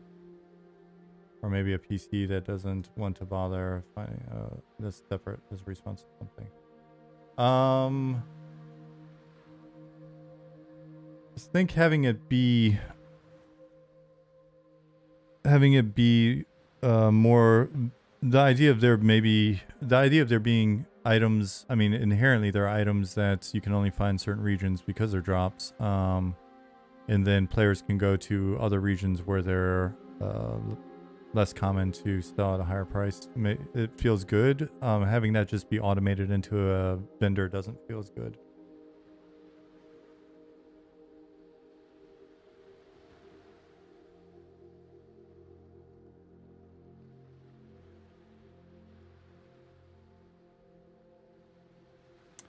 What engine are we using? We're using Unity. You're working on a game that is that's a platformer action RPG that runs in the browser. What are you using for that?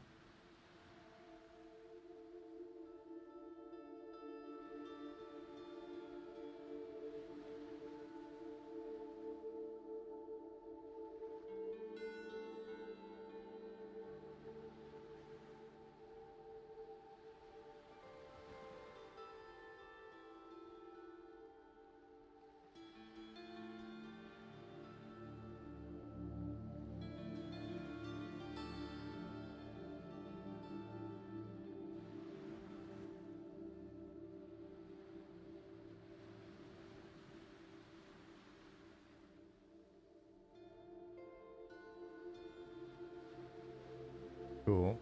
I was just confirming on other NPCs what we're doing, if anything.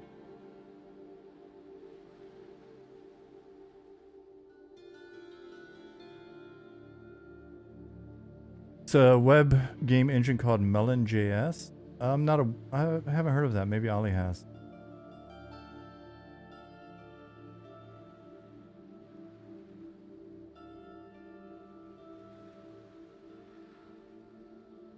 Let's see.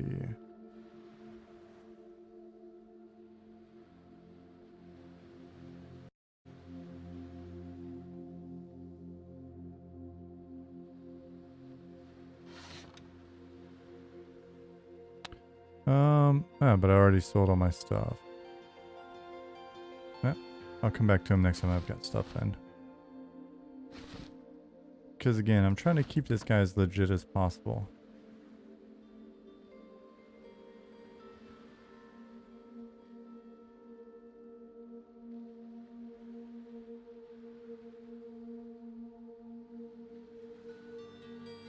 Oh, a second. I need to see if that sound is my dog or not.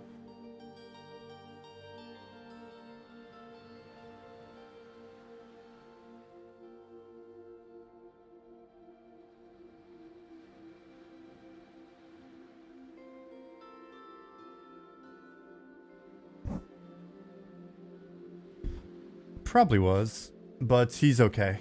I think he was just playing on the stairs.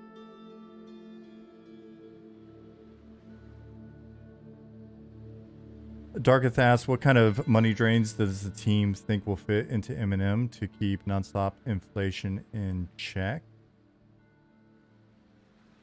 So we're going to cover a certain amount of that through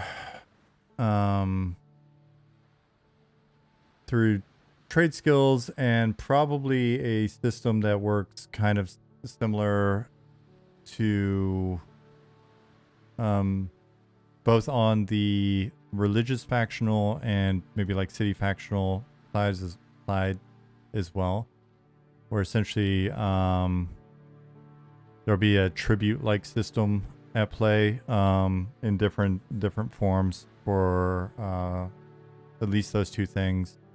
A certain amount of deconstruction going on of items, and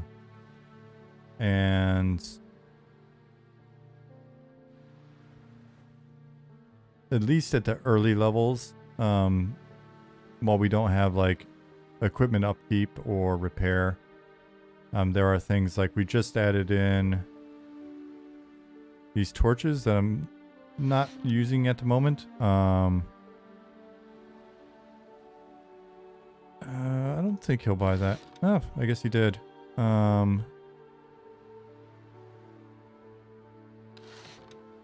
So there's let me put one of those. We've got torches which have finite lifespans, lanterns which need fuel, and that's finite as well, so that sort of burns it out.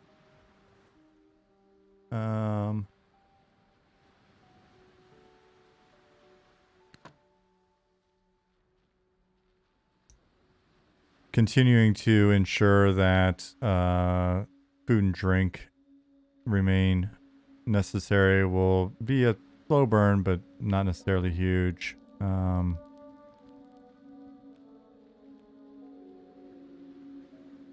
We will have recharging of certain clickies. That will help.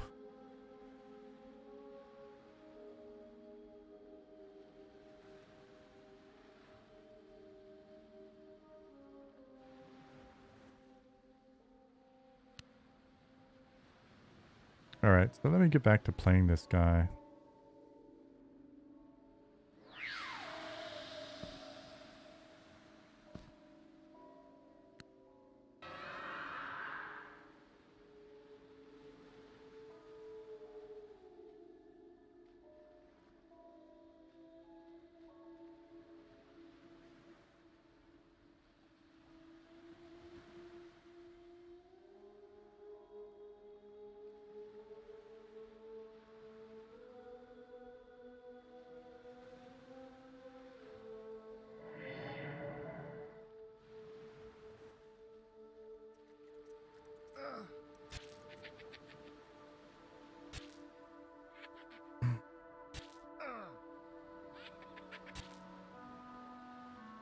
Oops.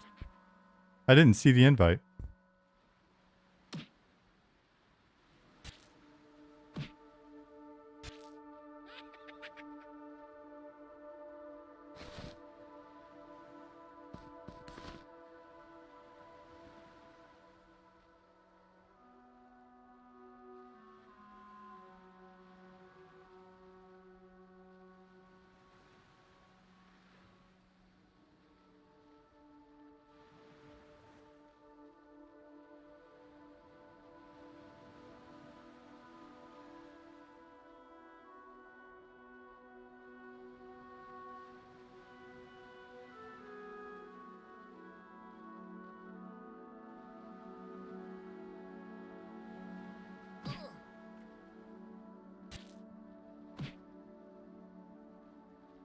That was quick.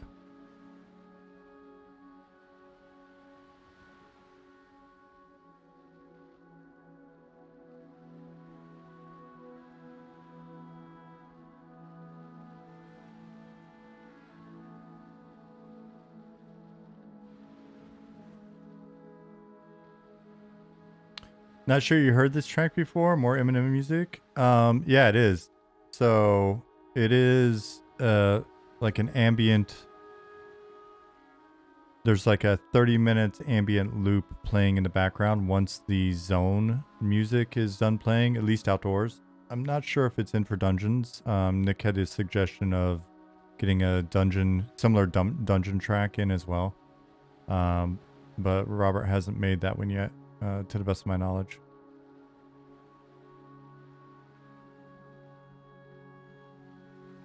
So it's really great. It's been great for working and stuff as well. It's nice to have in the background while I'm working.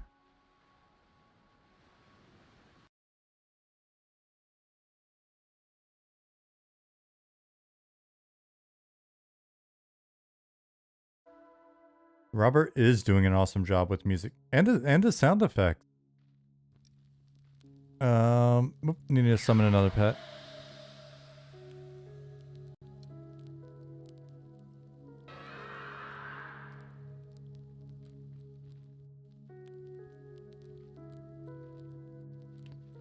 Ignore our frame rate issues. Those of you that haven't been here in a while, we're aware of it. There's like a broken light or something up here that just kills us when we're first getting into the dungeon.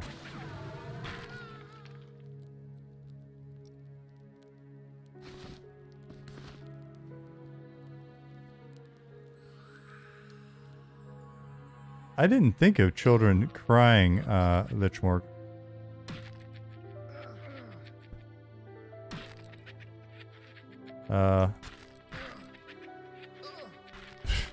What in the world? What am I targeting? Sorry, Nick. You're probably gonna die because apparently I can't target anything.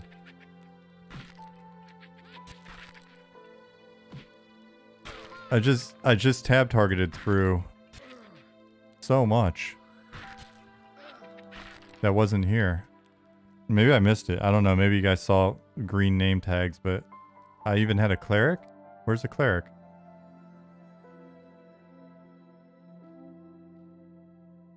What class is Nick playing? Where's my... Oh, it used to say here. It doesn't say at the moment. It used to say right up here in the unit frame. He's a monk.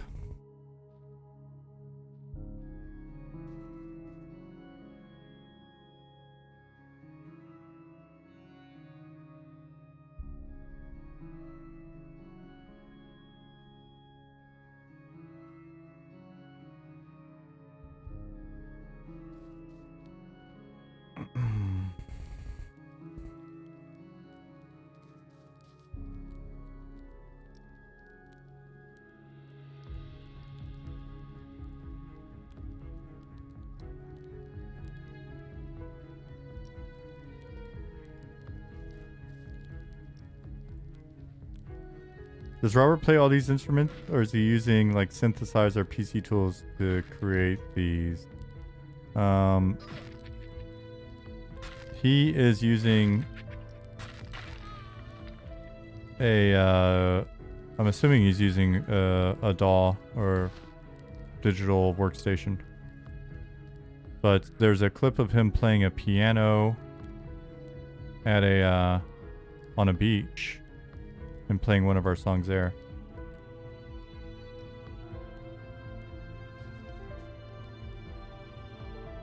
He's got a lot of keyboards and stuff.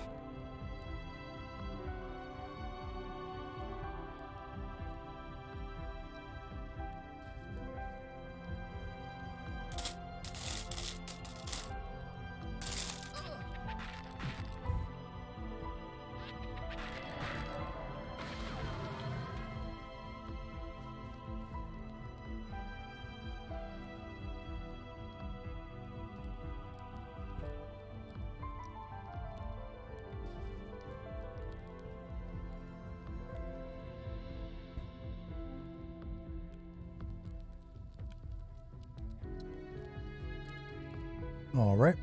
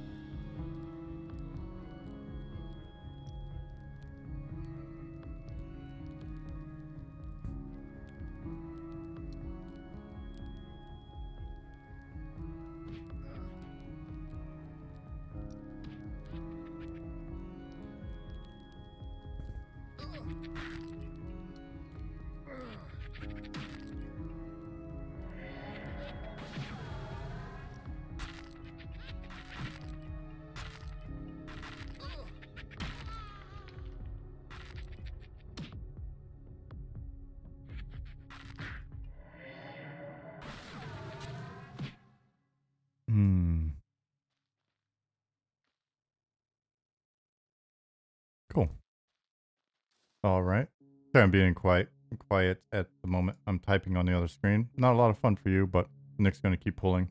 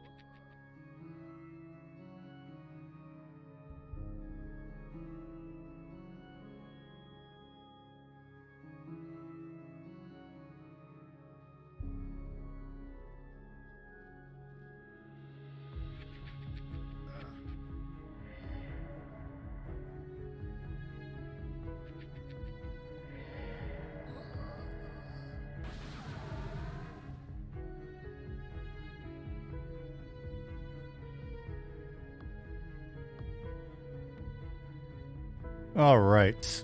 2 live crew. I don't know that...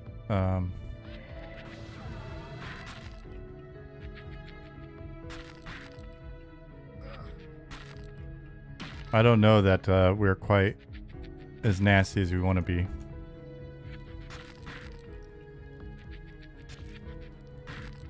What's up, Enigma Factory? See, don't try to act like I don't know some 2 left crew.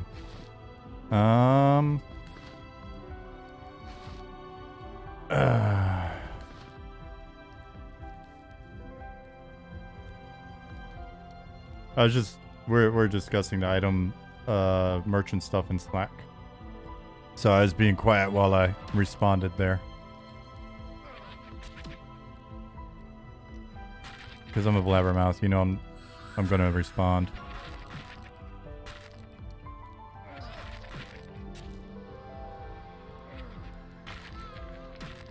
Oh.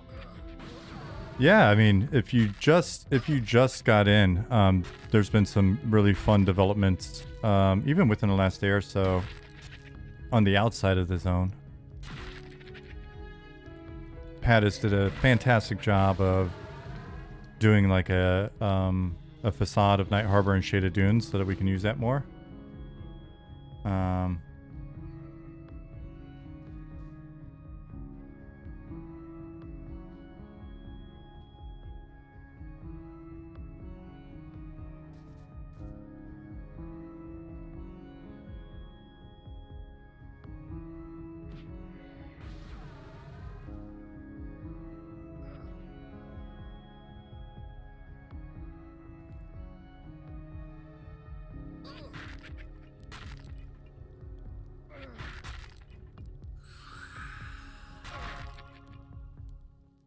Well, I can't wait to be able to actually hotkey my pet abilities or my pet commands.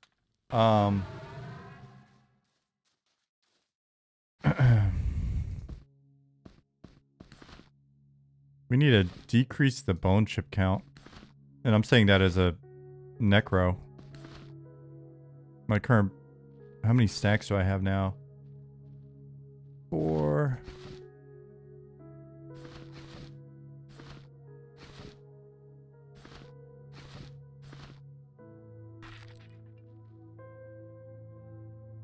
Oh, we got a pop here.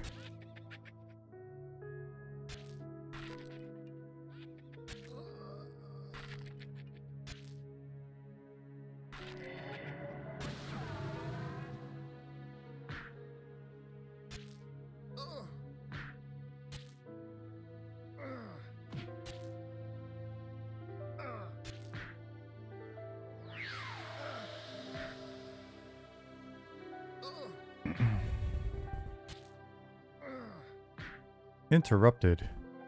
Oh well. Tank that one.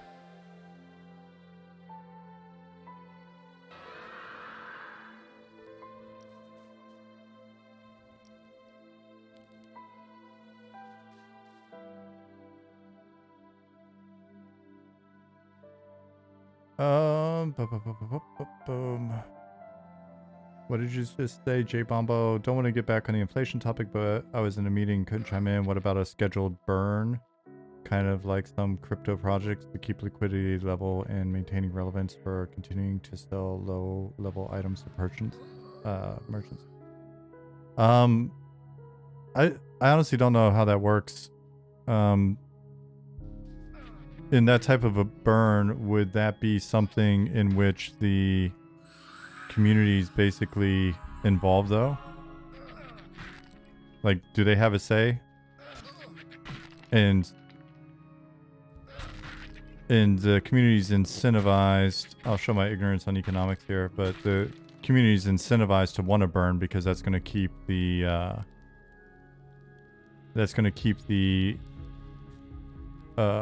exchange rate to real world money higher, which is why the community would be like, yeah, sure, let's burn these, right? But in game, since in theory we don't have that same exchange rate, wouldn't they want the opposite? I don't know. Ollie is the economist.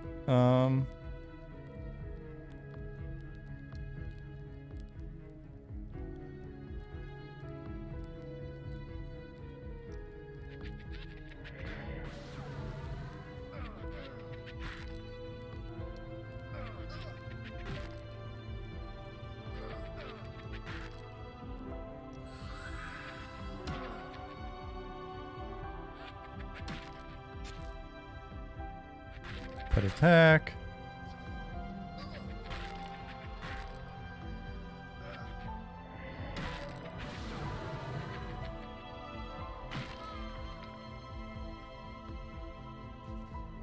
Think the exchange would have to be power or position, moving up in faction, social stuff for your characters. Yeah, rent is going to be another one of those things. Players won't own any of their housing.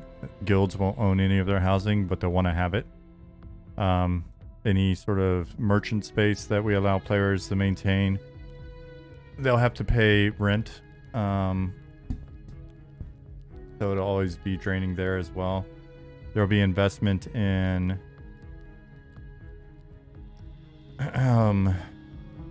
we've discussed the idea of there being a cost associated with higher end expeditions. Something that I think was kind of attempted with the reagent cost needed to get into at least hate, plane of hate.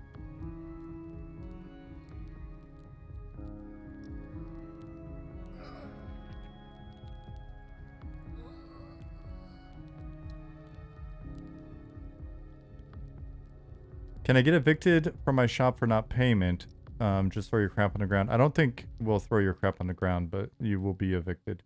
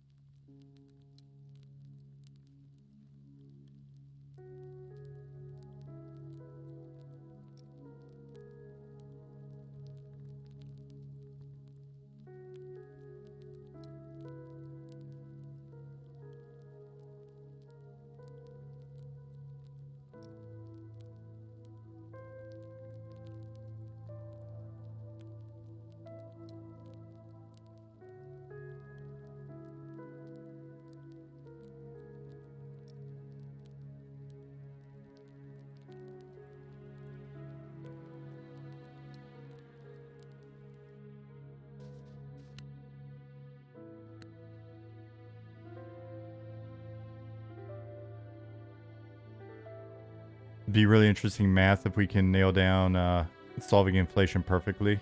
Yeah. Well, I mean, I figured I'd just get like a book from Ben Bernanke or something and then we'd be good.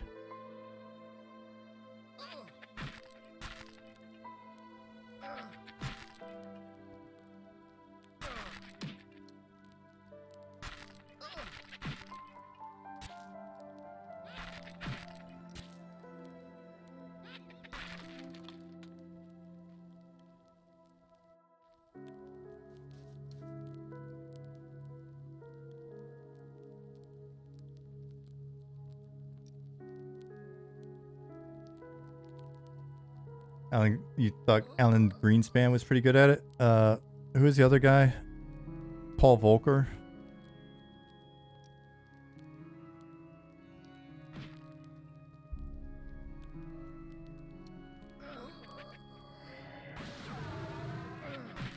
Ooh, I'm stunned right out of the gate, but at least I got my pet involved.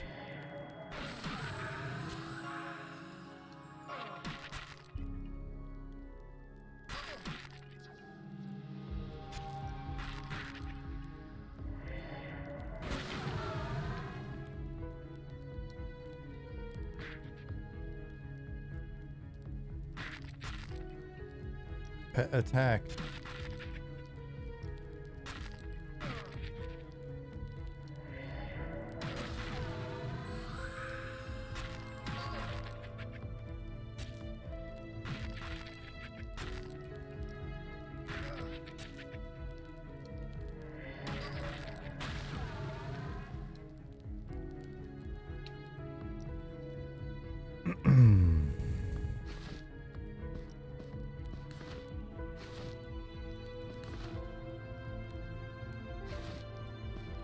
Yeah. Apologies for being so quiet. You know me, it's hard for me to both think and talk, let alone think about more than one thing at a time and talk and play.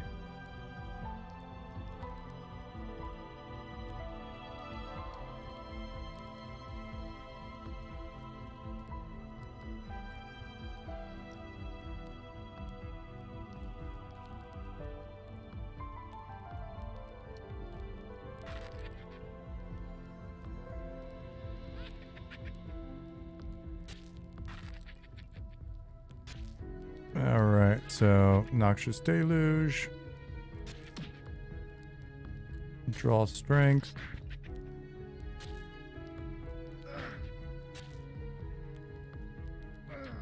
Oh, he's dead.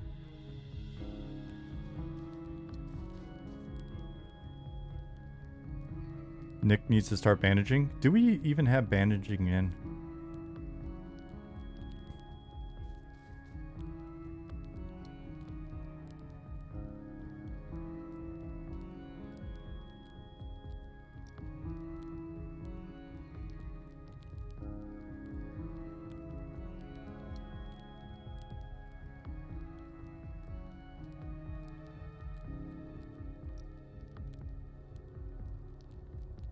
Has anybody done a study of economics in MMOs? Yeah, I mean, there were studies started almost immediately. So in the early 2000s, the first studies started coming out. And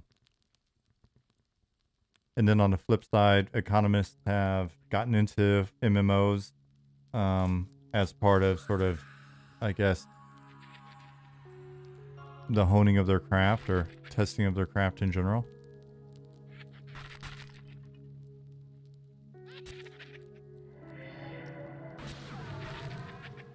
I think Eve has had a shitload of work done in that area, both from their on-staff economists and from people studying it.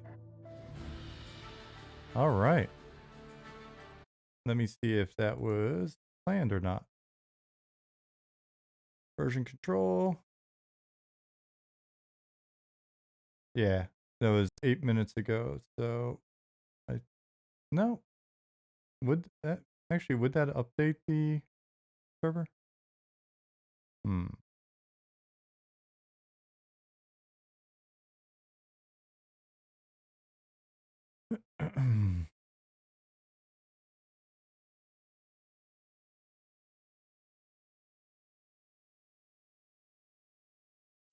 Well, why did I do this? Let me grab latest while I'm sitting here. Undo that.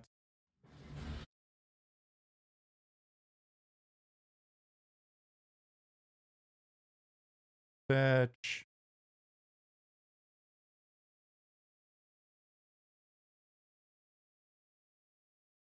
John, resetting the server again randomly? No, I don't think so.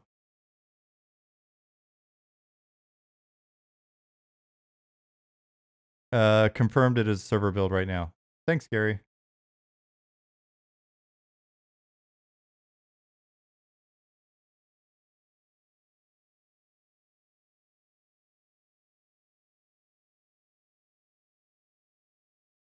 We'll be fine. Don't worry, Justin.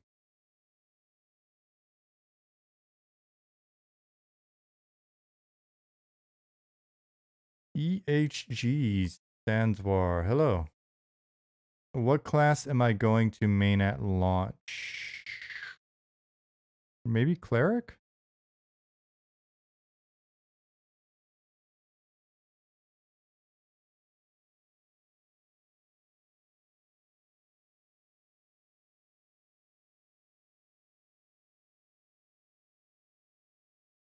Maybe a cleric.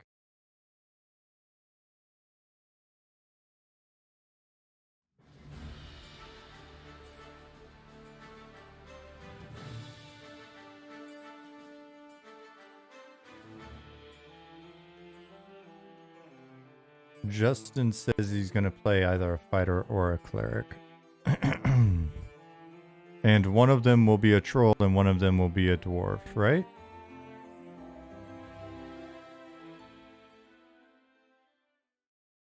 If I remember correctly.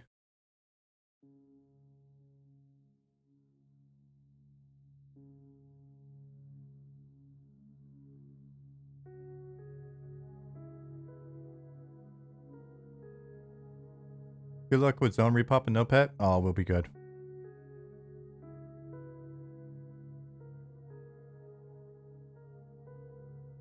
It wasn't your fault this time. There's no fault.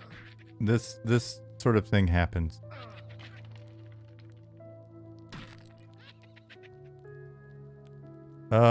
Except, wait, what's going on with my UI?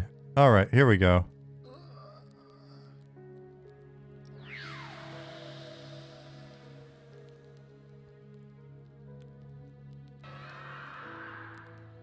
I have not used my Feign Death yet.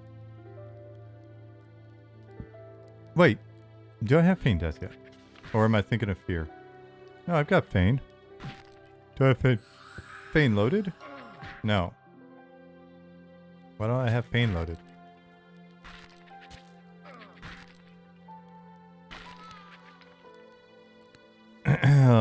The cloaks are new, Zoidberg. How much has my experience bar moved in the time that we've been camping? I'm not sure. I'm not sure. It's felt like it's moved at an okay clip. But we'd have to check the tape. We'd have to watch the VOD. That's an interesting. That's an interesting bug.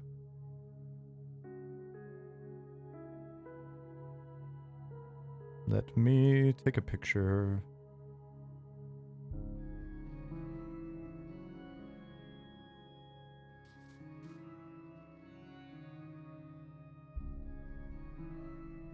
Looking like Doctor Strange over here.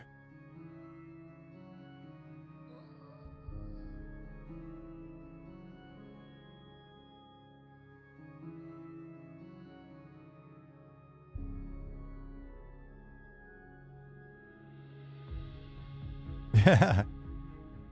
I'm glad you thought of it as well, Gary.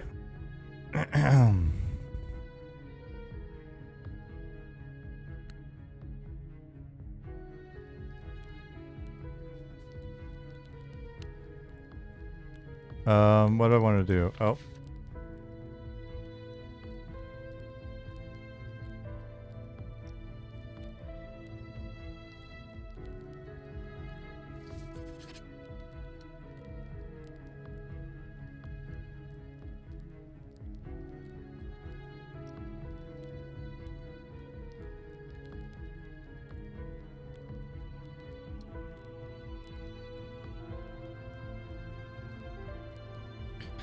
So on a number of the things that we were talking about before, multiple overlapping topics, whether it be the merchant list stuff or the various drains, the goal is as much as possible to keep a lot of that sort of either core functionality or the behaviors that we're incentivizing, pushing people back towards social centers, right?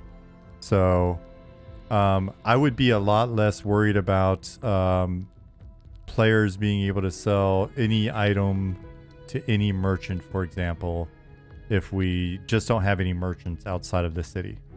Or we flagged merchants outside of the city to not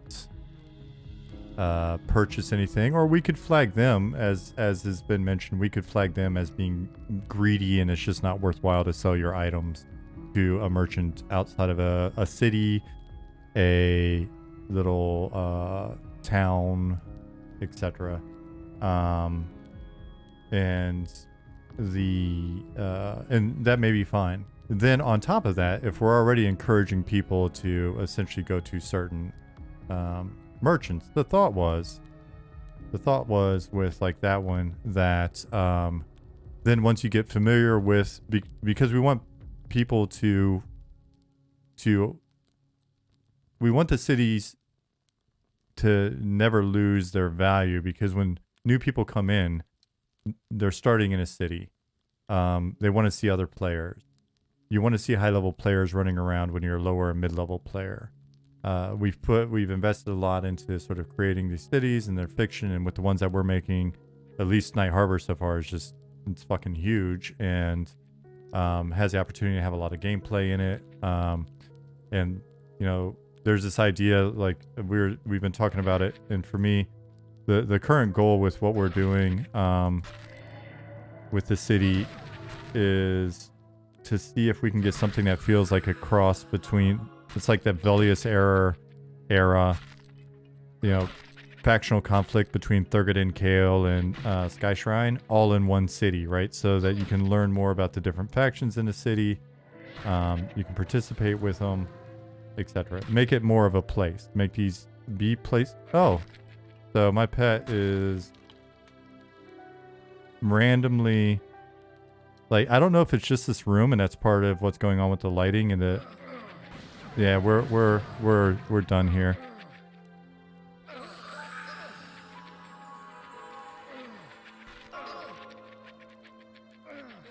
So tab targeting still needs work, as you can tell by that one.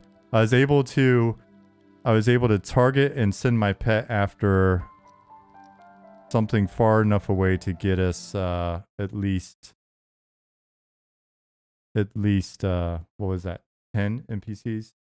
So anyway, the idea is to on all of the systems that we're working on. So when we're talking about different monetary drains, item drains, etc., I'm always thinking about how does that also relate to our cities, right? Because we don't want to replicate the model of creating a starting city that is relevant to you for a little while, and then over time it's less and less relevant. You have a tendency to not even bother to go back to the city, and then over time we release a new landmass or a new area that then is so far away that it's super inconvenient to like go back to the original city, even if there was a reason for you to go back to a city. So then all of that new functionality is in place in the new area. And what happens is over time we stratify sort of players based on not only level but kind of like when they started playing, but I guess that's inherent in level. And we get this super segmented player base that is diluted and doesn't feel like a MMO. And we start to head down the convenience route, like this idea of like, well, why should I have to go to a bank, or why should I even have to go to a merchant? Why can't I just summon one? Right? Why can't a mage just summon a bank? Or why don't we just give that to a wizard as a spell, like Dimensional Bank Portal or whatever? And so all those things, you know, it's the same thing that happened with instancing and a lot of the other convenience features that were added in, which is, hey, this thing's inconvenient. Let's make the player's life a little bit better by removing this inconvenience. And we do that, and we chip away and we chip away and we chip away at the core of the game. And next thing you know, it's just kind of like we're playing, you know, like whatever one of those idle clicker games is.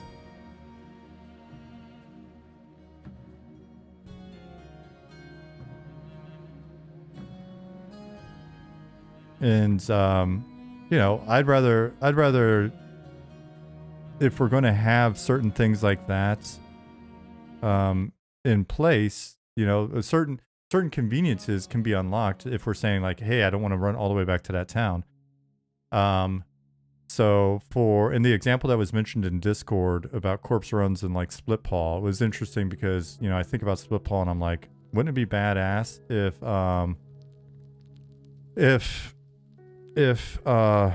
would it be badass, you know, if I faction up with the split paw gnolls that, all right, now I've got access to merchants in a bank that's halfway between, you know, basically it gives me kind of a way station that's not the full run from like Kanos to wherever the nearest would have been, like heading east. What would that be, Highhold? Or would it be, yeah, I mean, yeah. So anyways, there's that thought.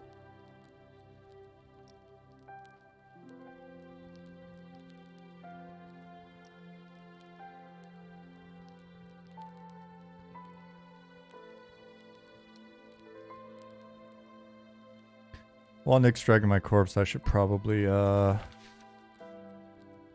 up my spells.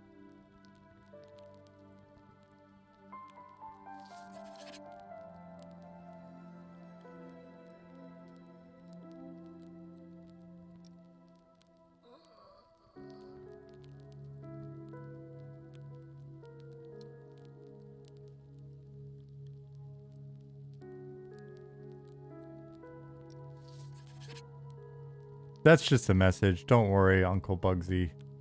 Nick isn't dead.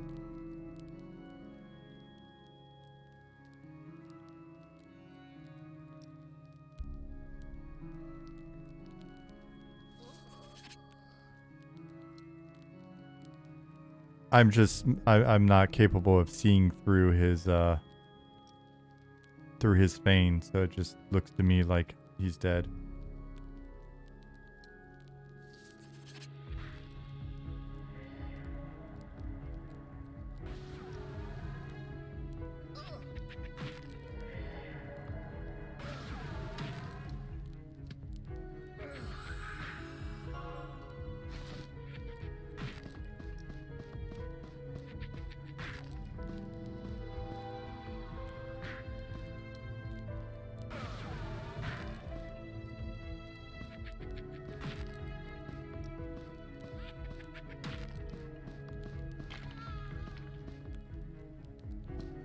Loot, loot, loot. Loot, loot, loot. Alright, well, I'll just leave that there then. Oh, weird. Maybe it's just a visual dupe.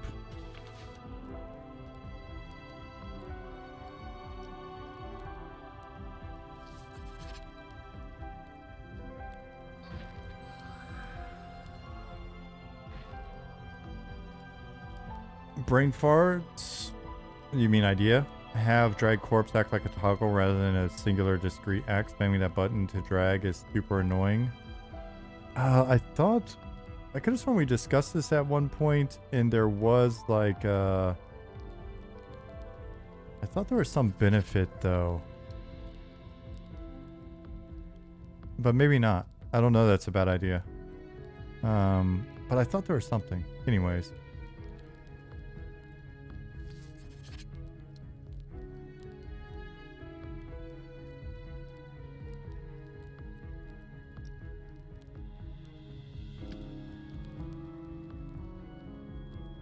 Yeah, so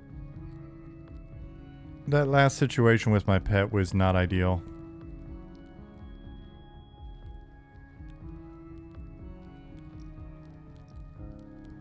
And the frame rate in this for this one room right here is just ugh.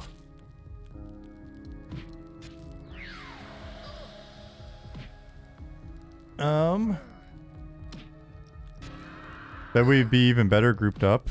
Fair point.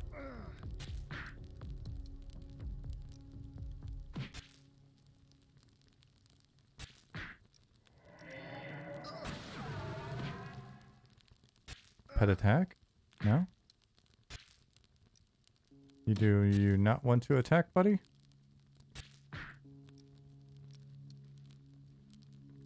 Was he attacking?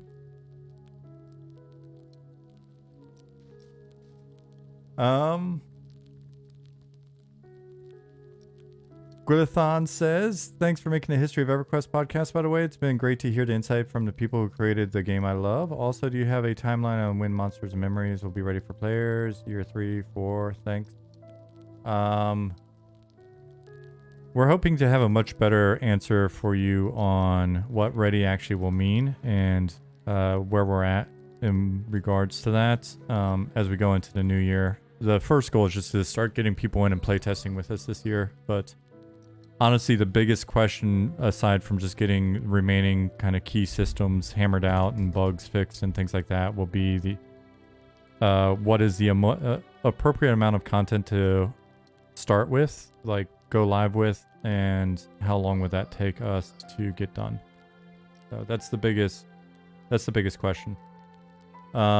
In the coming weeks, we'll really start hammering for realsies on content on the design side in a much better way, in a more meaningful way. On the art side, we'll just keep going as we're going. And then later on, we can look at what are our options for scaling our capacity in terms of making art. And, you know, potentially also on the design side as well.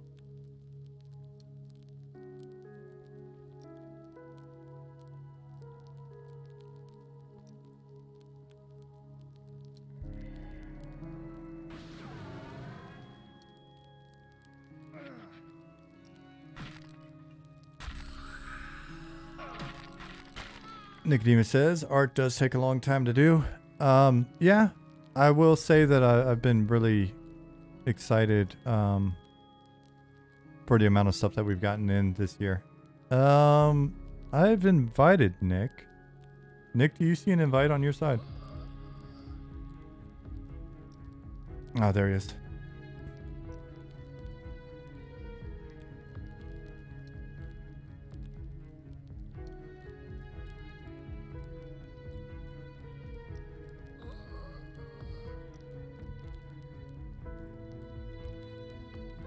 Nick isn't playing Antisocial today.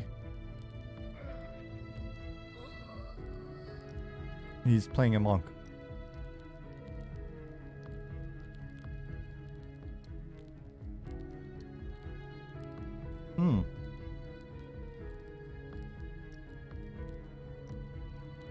Nick is in polar tunnel vision mode. As a ranger main, I know that feeling. Yeah, that may be it. I'm in just sort of complete cluster, insert word that is family friendly. I'm just sort of in cluster, flail, and push buttons mode while I look at what you guys are saying in chat, while also looking at Slack, while also trying to think, while also dealing with this room and its frame rate. If we were more powerful, we could go to a different room with better frame rate. We'll have to fix this.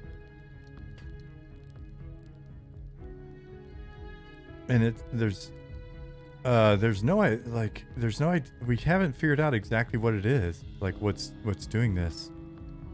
It's just that one area. The rest of the dungeon, when you're not facing that room or whatever, runs a lot smoother. Cool. Thanks, Nick.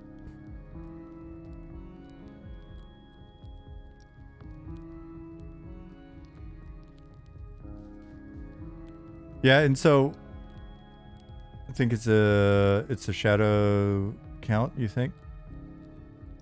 Does that room lag point in the same direction as the lag bridge on the way in? So the lag bridge is because we're looking at that room. And it's actually a little less laggy when we're in the room looking out of it. So yeah, it's something to do with lighting there, as Pat has said. Shadow count or something.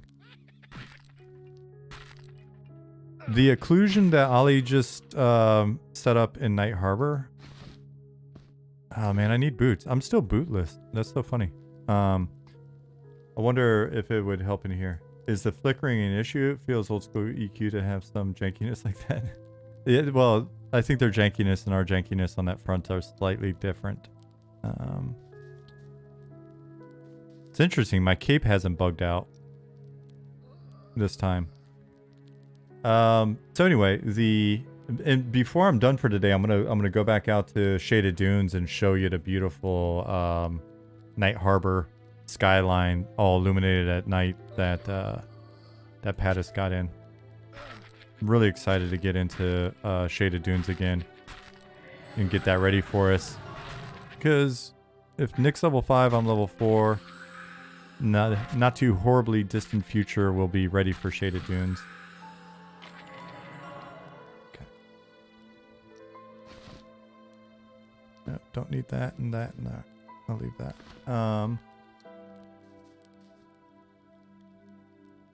But yeah, so to the other question, or one thing before I go into that, Glothon mentioned EQ history. If there are any people out there that like EverQuest, old EverQuest and stuff, aren't aware of the YouTube channel, there's a link to a Loving Robot YouTube where I've got like 60 hours of interviews with old EQ folk. Many of whom I knew and worked with, others I had met for the first time. Was a little starstruck at times. So check out that link. If you're new to what we're doing here, we've got a YouTube channel with at least the last like year's worth of VODs on it.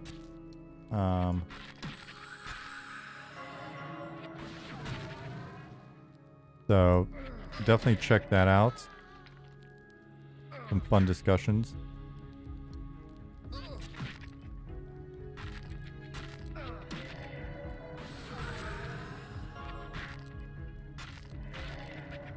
Okay, good.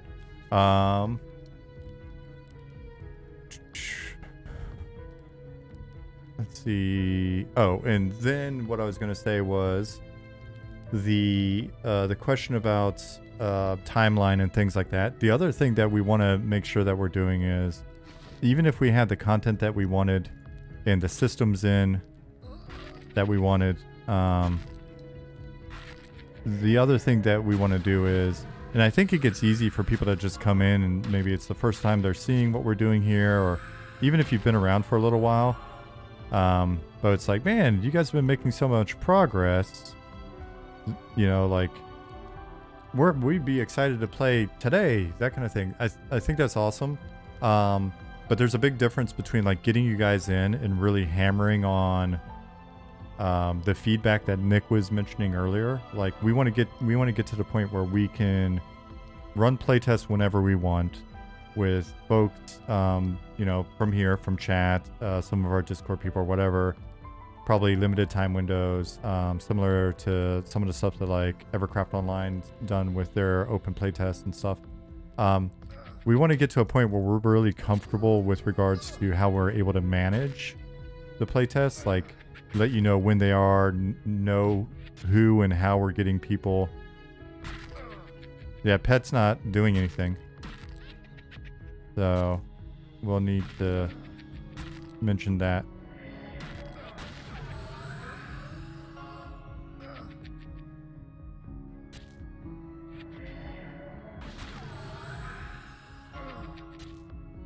In the bug channel.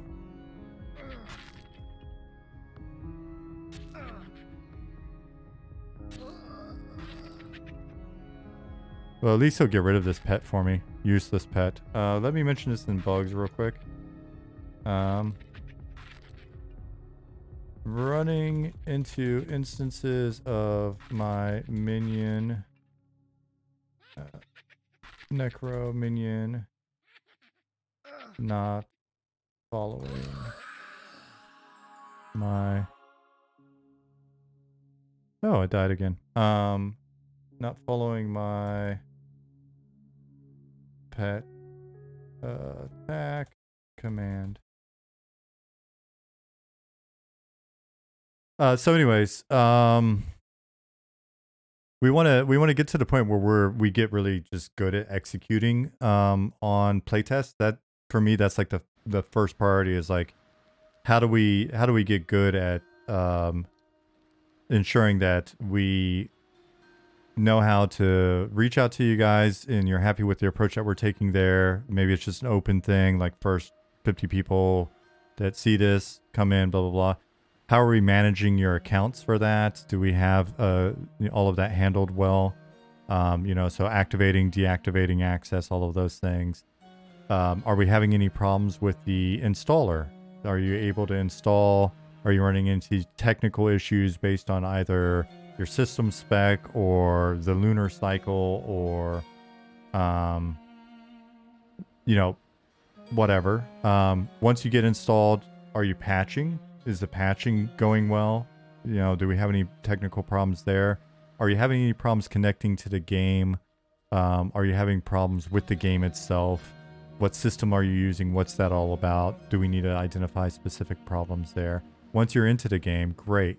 Are we having any problems with you guys coming into the game, right? Like all of a sudden we got more people from different places connecting. Cool. Right? And just sort of work through each step of that so that when we're, you're having connection problems to the game right now, we'll look into that, John. We'll get our best men on that. You know, so basically do that. It's not going to take a huge amount of time for us to do that, but then get to the point then where we get you in, and then let's look at like, you know, what's the feedback that you're getting when we do need you to look at something specific or do something specific. Are we able to message that well? Are we getting value out of you guys being in here beyond you just kind of going, oh my god, I finally get to play? The other thing too is we need to manage expectations. We've got a, you know, finite amount of content at the moment.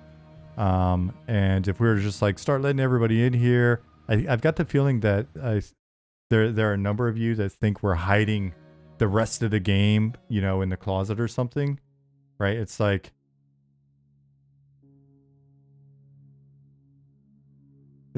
oh, they're not showing us all the zones full of all the quests with all of the other monsters and with all the other stuff going on, right? And so, yeah, I want to just make sure that we're managing all of those expectations properly and that we're getting value out of running tests and that you're getting value out of it. And so then once that's going on, well before we're looking at having the game go live, what we need to do is start actually working with that feedback that you're giving, right? Like, make sure that the game is actually improving and that, you know, ideas that you have that maybe are something we miss or, you know, essentially just all of the broad feedback that you can give, class design and, you know, ideas and all the stuff that you're already doing in Discord and you know, in here in each of the streams.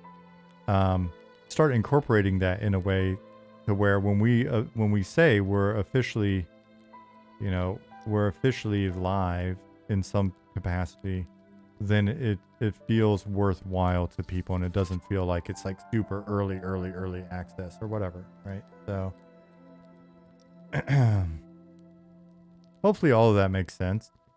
I was distracting myself as I was rambling through it, but again, I think it's very important to frame our next steps in a way to where it doesn't feel like we're trying to hype shit up and then all of a sudden pull the rug out from under you or whatever. Because to me, that would be a big disappointment given how transparent we've been with the process to date, right?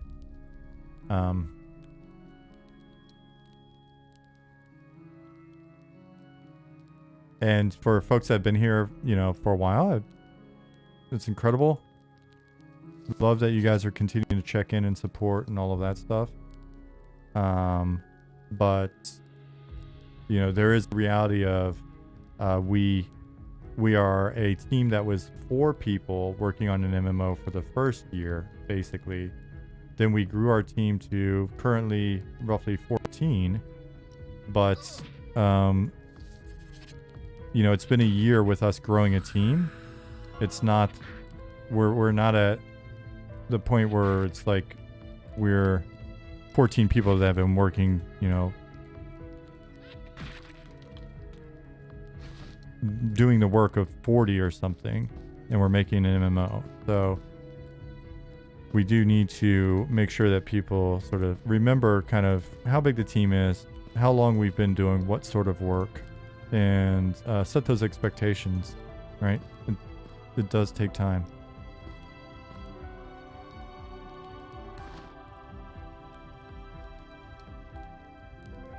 As for support, you just want to make sure our coffee cup is filled.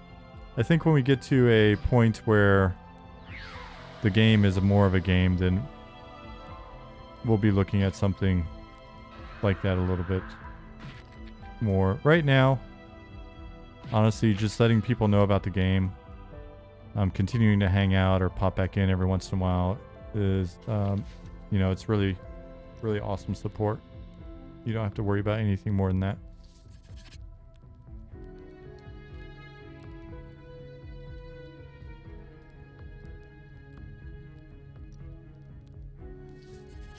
I missed some stuff up there. Robot, you're working on another game at the moment still, right? No, I'm not. I am not. I'm only working on this game. My last company, like in my, you know, About Me or whatever, is a company that I haven't been at for going on 3 years. PhD Stansvar says, the part I always tell the team is that getting the online test to a wider audience is about practicing how we function as a team as much as how the game functions. Yeah, in the early stages for sure. I mean, even just the process of starting to get your feedback in. We've got a cool tool in game where you can report issues. That goes into a database. John got this in. It's super cool. Depending on what you're doing, gives you some feedback, allows you to give us some info. It also automatically gives us some info. There's some functionality in here, like if it's a broken spawn, NPC spawning in the wrong location. If you target the NPC when you submit the bug report, it gives us the NPC's info, etc.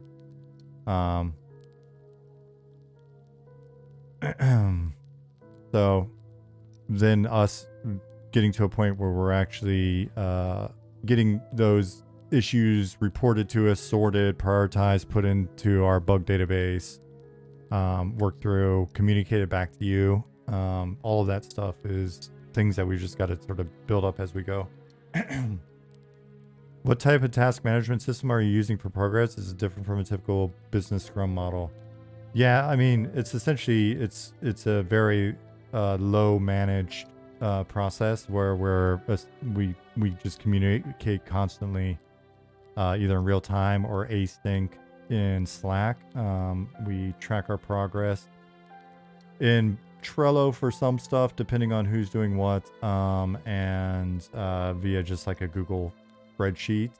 And then, you know, we've put up kind of like our roadmap and occasionally update with that with info that's community facing. That's also Trello. We've tried different things, but honestly, we're so hit and miss in terms of like pace and things, because everybody's volunteering their time basically, and we're in 6 different time zones across the world. So with that in mind, it's just basically been more of a let's focus on GitHub issues and projects. Sorry, I always leave that out, and I don't know why, but that's huge, especially on the tech side. There's probably 5 or 6 more issues that are going to go into GitHub just from this session alone. I think we've got like something like over 1,100 issues that we've added to GitHub. Let me look real quick. With the majority of those actually resolved or closed out. Continue. Yes. Issues. So we have 341 open issues. We've got 743 closed issues so far. So that's pretty good. That's significant.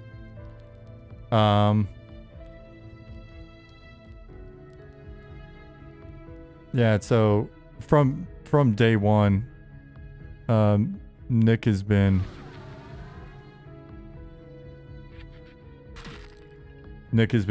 basically set up. He set up our GitHub with Ollie, and he's been just formally QAing the shit out of this thing from like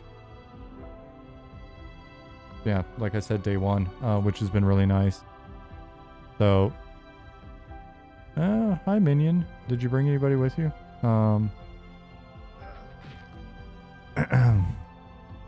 So my big thing, and I may be absolutely wrong on this, but one of the reasons why I wanted to start a company was to be able to be wrong about stuff, and not have to worry about running every approach or decision or whatever through like a executive management team or some other.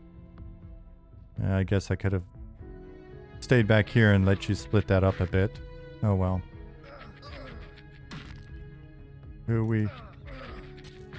I'm not assisting, but I am going to be tanking.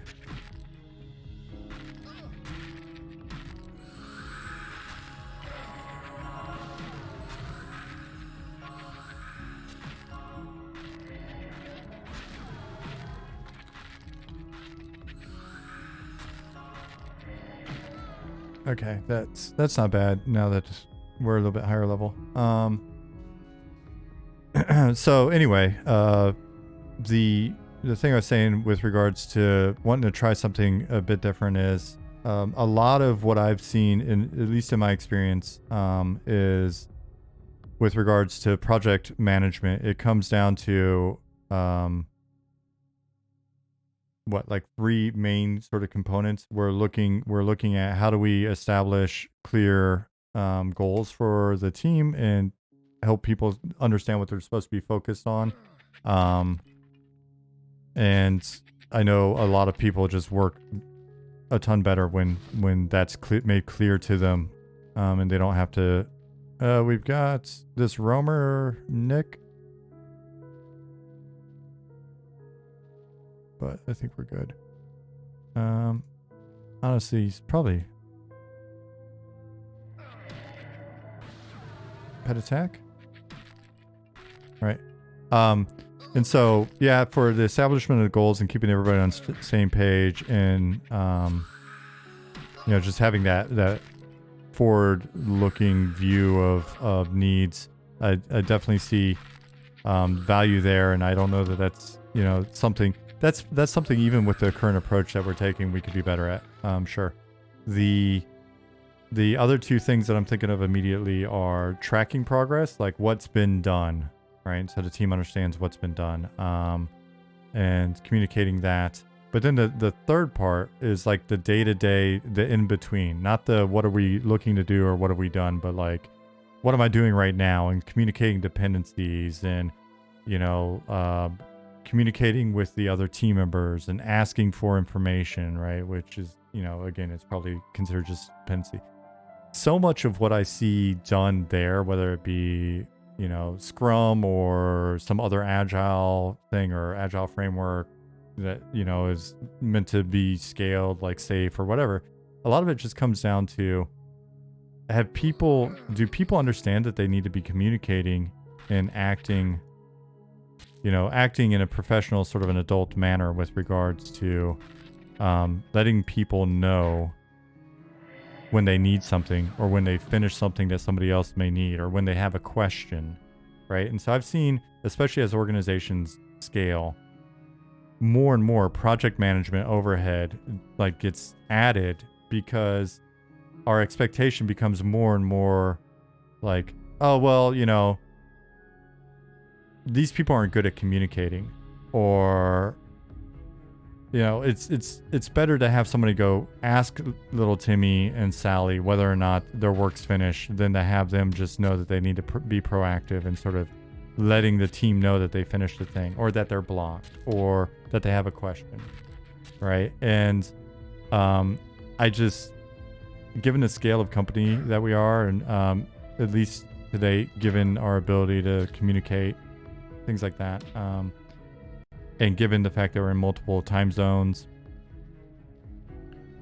very disparate time zones, some of us, you know, the idea of doing like daily Scrum meetings, you know, even getting like a weekly meeting for us together is hard. Like we function, because if we're going to do it, we should have the whole team involved. And it's just, people have day jobs. We're in weird time zones, etc., etc. So even with us being very sort of just seat of our pants, Wild West, half-assed, whatever you want to be when it comes to project management, the team's done a fantastic job of either communicating things or just, you know, grabbing things and getting them done. And I will say the other thing that comes with project management is project management doesn't work without like a decent accountability. And, you know, maybe I'm wrong on this front, but I'm so happy to have the people that we've been able to find or have found us so far and have them work with us for no cash while working other jobs. That, you know, the accountability basically comes down to, hey, if we see something that's not working well or needs to be improved, you know, trying to, in a soft way, be like, hey, could you work with so-and-so differently, or can you do this, or hey, it'd be really great if we can get this done, you know, that kind of thing. But it's not going to come down to like a personal improvement plan or, you know, 3 strikes and we're going to be like, get out of here, unless somebody's just being really lame or really like undependable or whatever in a way that's, you know, kind of hurting us or something like that, right? So, and since it is a passion project for people, when we're working on a thing and it's like, hey, I would say the focus really should be on this other thing, but the person working on it's like, man, I'm just tired of I'm tired of looking at it for the last 3 weeks. I want to go work on whatever, you know. Then it's like, okay, man, if you're inspired by that, you know. So there's a bit of that. So all of that said, I don't think I'm bullshitting when I say, and I was actually talking to some other people about this recently. The amount of stuff that this team's gotten done in the last year, along with the fact that we've been ramping up the team and getting new people in and getting them just sort of integrated and all that stuff, this year's been phenomenal. Even compared to teams that I've worked on where we're, you know, it's everybody's full-time job. So that's my long sort of whatever on project management and how we're approaching it. Will we get better at it over time? Maybe. Probably. Oh, look at Nick. That's a badass spot, though. We should put a mud object up there. It reminds me of the what is it? Was it Dungeon Master's Guide or the Player's Handbook? Wasn't there somebody up there prying something out of the eye, or am I just imagining that? Or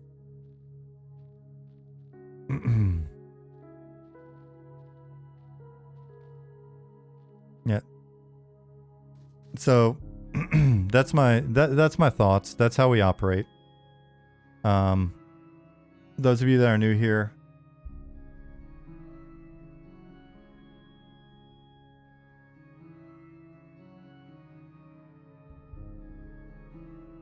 I pushed it. Well, maybe my stream. There it is. My stream deck's lagging.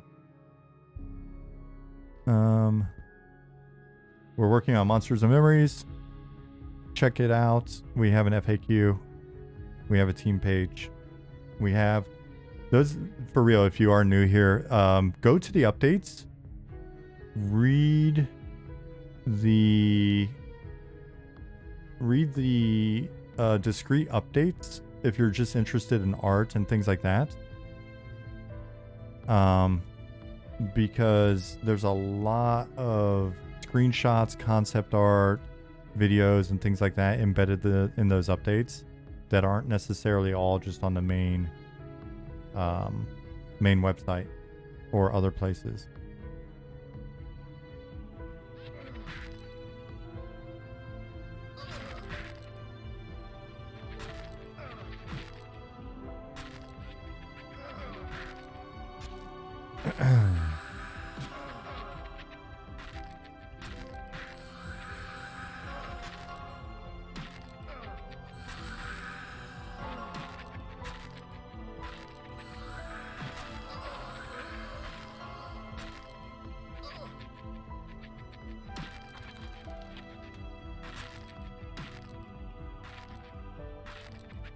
I forgot I don't have my spell shield up.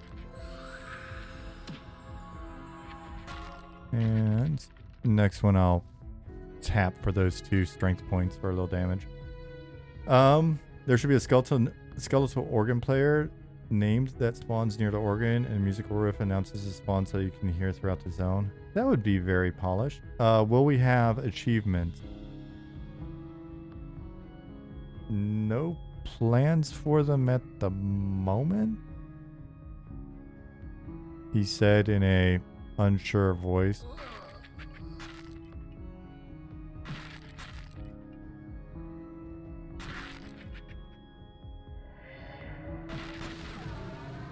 Could be wrong there, and if we do have plans for him, it'd be nice to have him feel a little less like just a interface element.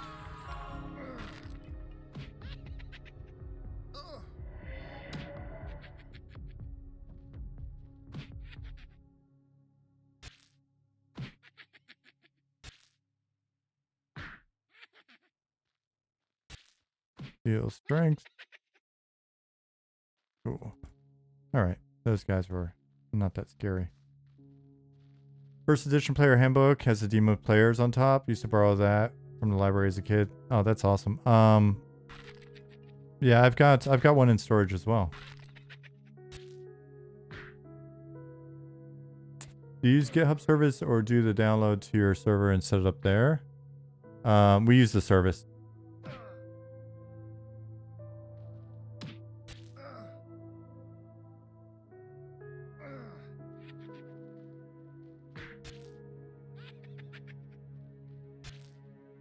Maybe achievable titles could sometimes interact with mud objects and NPCs. Yep. Thought about different sort of status things like that that would get NPCs to interact with you a little bit different.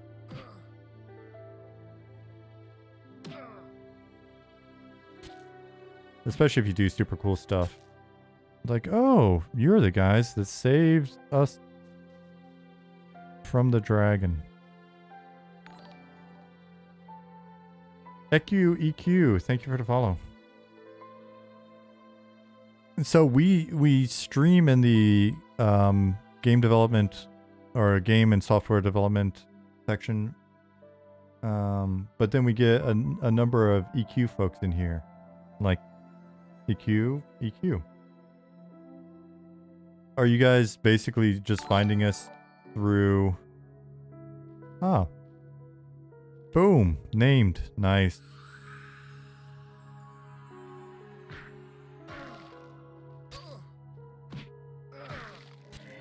Raw strength.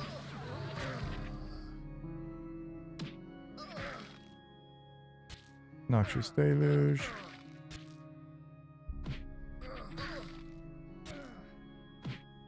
Oh, I'm out of mana.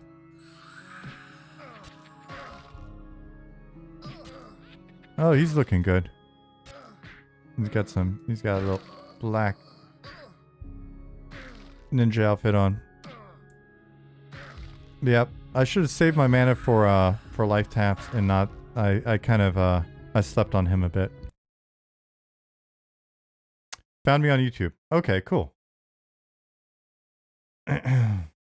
I honestly, I thought we had him. I was just like, all right, this'll be fine. He's gonna go down quick. And then I looked over and was just flatted. So that's cool. That's fine.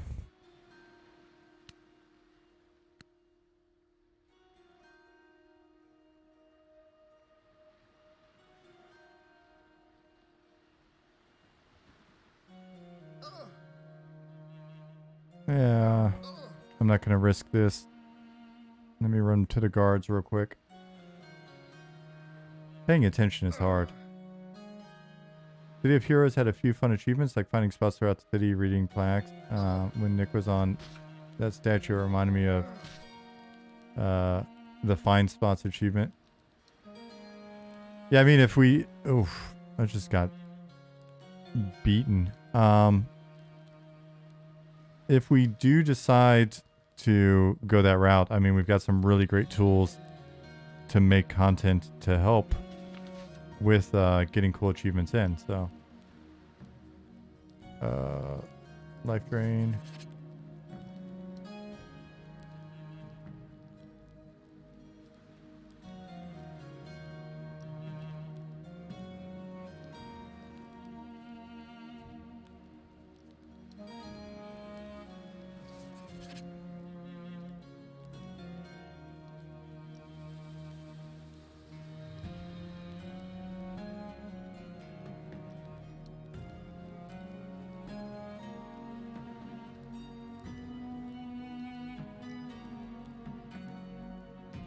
Tim and Bell definitely feels like an undercut.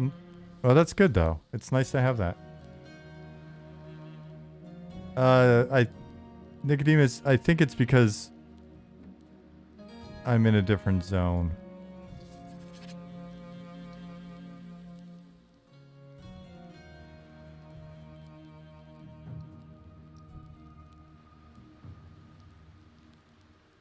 I just clicked off the game, so I was wondering if I somehow screwed up the UI by doing that.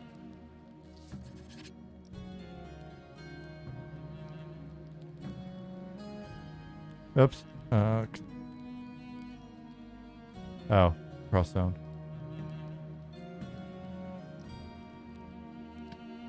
Let's get that going.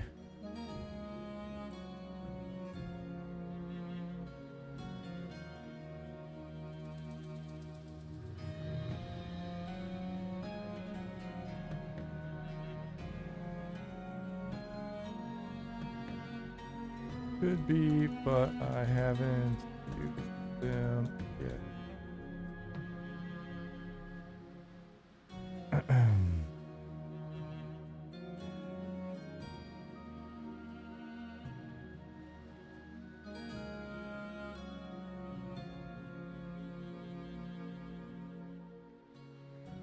Nick, did you not get to kill on him?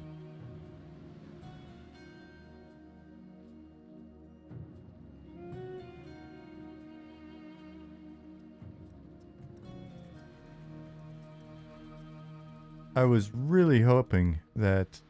Nope. Feign death underneath him. Oh, man.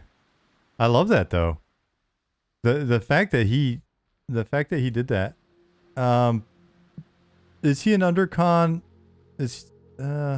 So...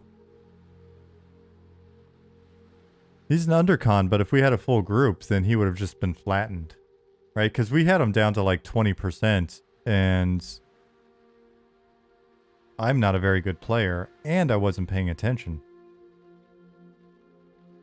I know you're an excellent player, and we're probably paying attention, so that sort of balances out a bit, but I don't know that if there are 3 of us.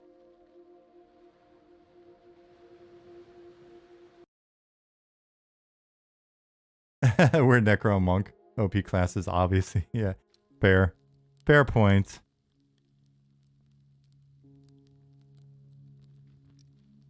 Wait, so you admit you're making undercon mobs? Yeah. We're trying to recreate the charm and the feel of the first generation of MMOs. There'll be undercon mobs. There'll be overcon mobs. There'll be balanced items. There'll be horribly imbalanced items. Class balance? I spit on that. If you wanted a pretty, polished, well-balanced game with millions and millions of content, would you come to our little team? Or would you go to wherever, I guess, you would go for that? No.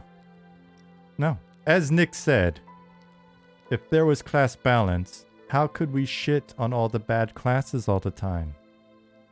That is half the fun, Nick. I do believe in this. Have you been quietly sipping on some Red Bull? I kind of feel like that now. I just realized I'm a little bit over my time. Nah, you just... The fire has entered me.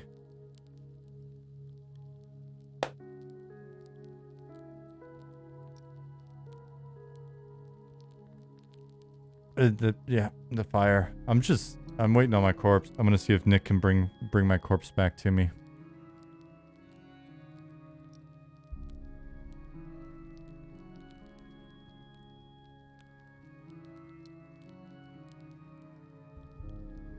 In the meantime, those of you that are new to this experience, we are working on Monsters and Memories. Do I happen to have Invis to Undead yet? Nope. I've only got Invis, which is not is not going to help me in here. Nick leveled to level 6. Congrats. I didn't even realize that.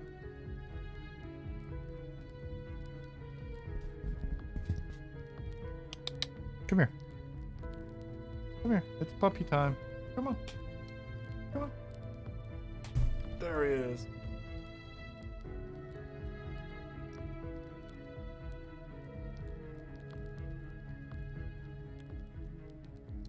Some would say constantly balancing is a feature. Yes. Yes, Rune is the project manager and the CEO and the CFO and HR.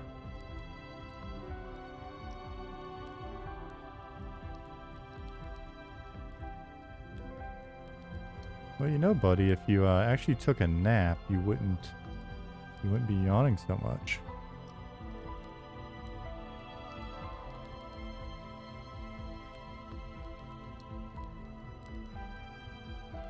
Necro should have a buff spell that activates if they die. Their body animates and allows the Necro to leave the dangerous area before coming back to life. It just walks you back to the zone line.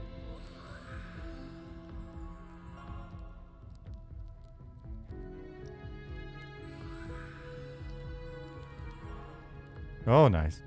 I've got my corpse.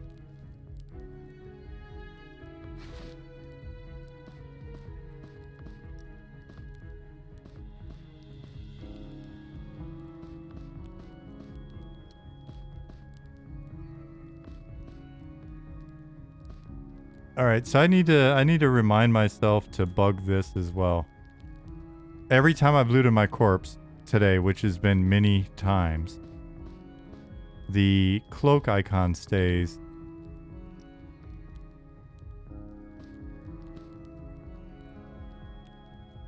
But it's not really there.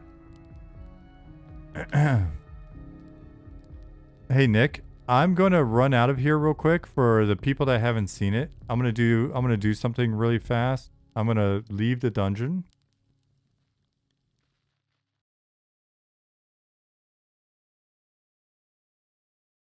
Oh, hey puppies. We're going to go out in a minute, buddy. I know you've been waiting.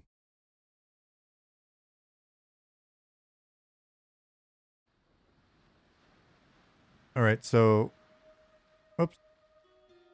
Not intentional that I have my pickaxe in my hand instead of my dagger.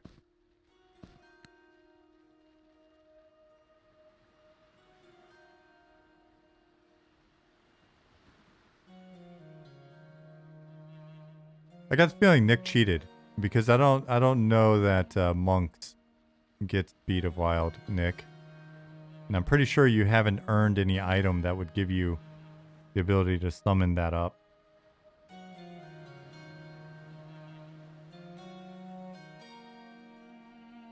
So I'm going to run over to the zone line because those of you that weren't here at the beginning of the stream, you didn't see it yet.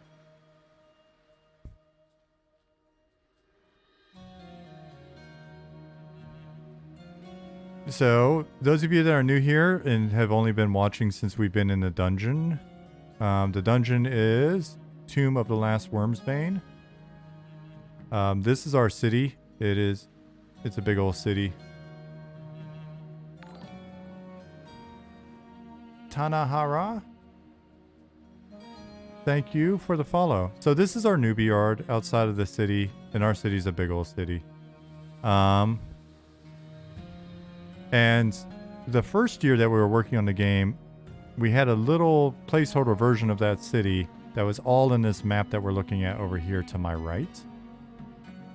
And that map is called Shaded Dunes, and that city is Night Harbor. What we're going to do is we're going to zone over into Shaded Dunes because Pattis took some time to clean up the sort of transition between the two maps. Since we're going to be using it again now for higher level content as we're working through, we're getting to a point now where we're leveling past the newbie yard and a little bit of Wormsbane. But yeah, here we are, Shaded Dunes. Those of you that were here in the first year, you remember this place. Over time, we're going to redo this a bit. But for now, what we're going to do is we're just going to go in and modify the content to basically include, plenty of camps for us to go camp, similar to what we were doing in Wormsbane, and some higher level mob variations. Why I'm over here though is I want to show off this really cool. Here, if I got it, I don't want to cheat, but if I got to cheat, I might cheat. As long as I've got a pet, I think most things here will not be able to mess with me. So let me load a pet really quick. While the sun's going down.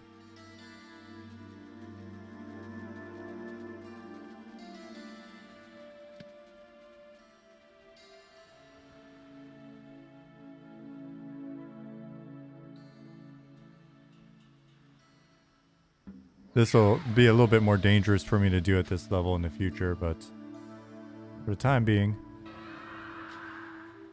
let's do it. Let's get over here. There's a cool view of the city.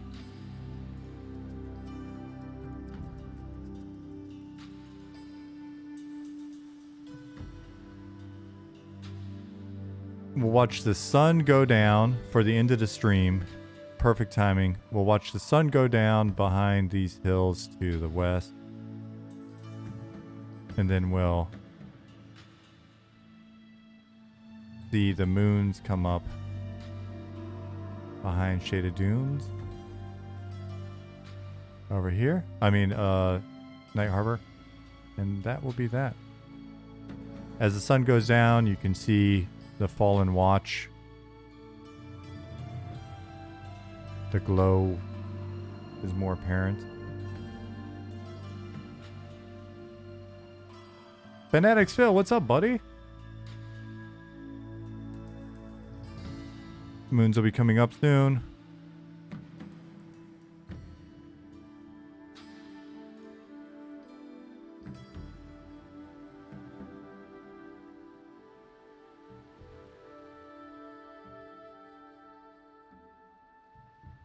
Kaicho said, I really love the backpack look, by the way. It gives an immediate sense of adventure. Do you guys have plans for other model skins of backpack? Oh, yeah.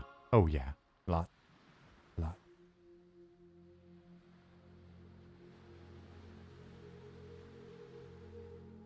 So, yeah, now you can see Fallen Watch yonder.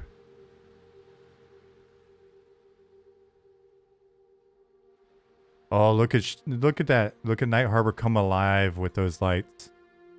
We'll be continuing to work on the city, so the skyline will continue to change.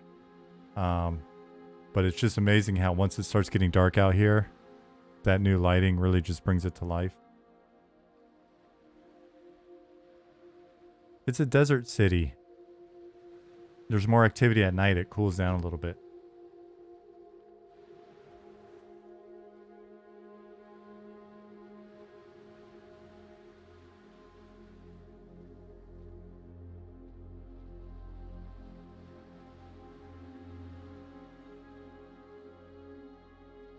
That's no moon.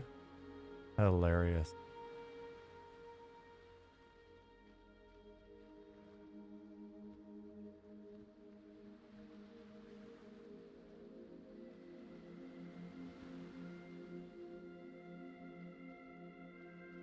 So yeah, the atmosphere, I'm really starting to get a good feel for it with that most recent pass that that Pattis did there.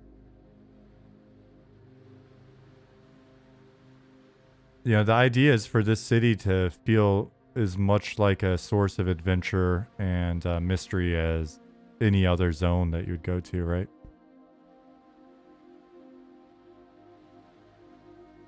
We'll have to see what's going on. We'll fix the little bit of the edges and stuff that you see around the moon. No worries on that.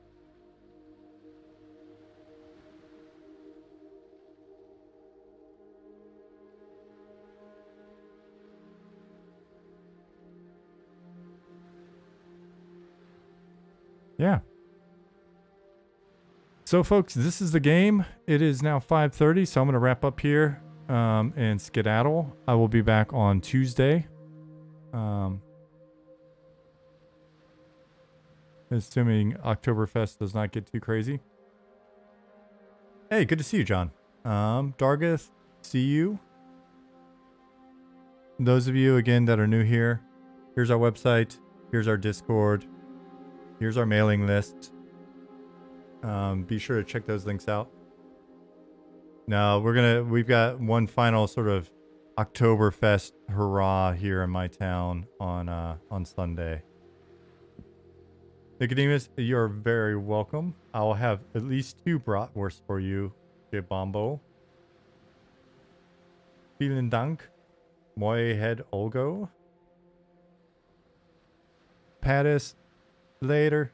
Hell's Ridge, you're welcome. John, you're welcome. See you. Lichmorg, same. Alvius, thank you very much. You have a great weekend yourself. BDC Retro. You too, bud.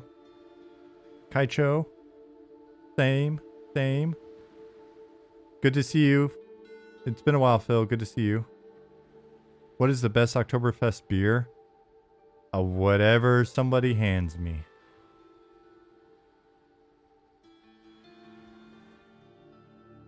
All right, guys.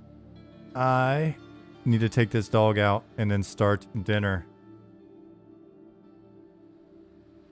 But to be honest with you, we'll probably be drinking a lot of Hackebeck. So it's local. All right. Had a lot of fun with you guys. Thanks for all the conversation. Carry on the conversation in Discord. We tend to read and respond there.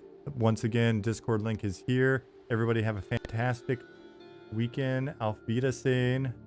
And cool, man. See you on Tuesday.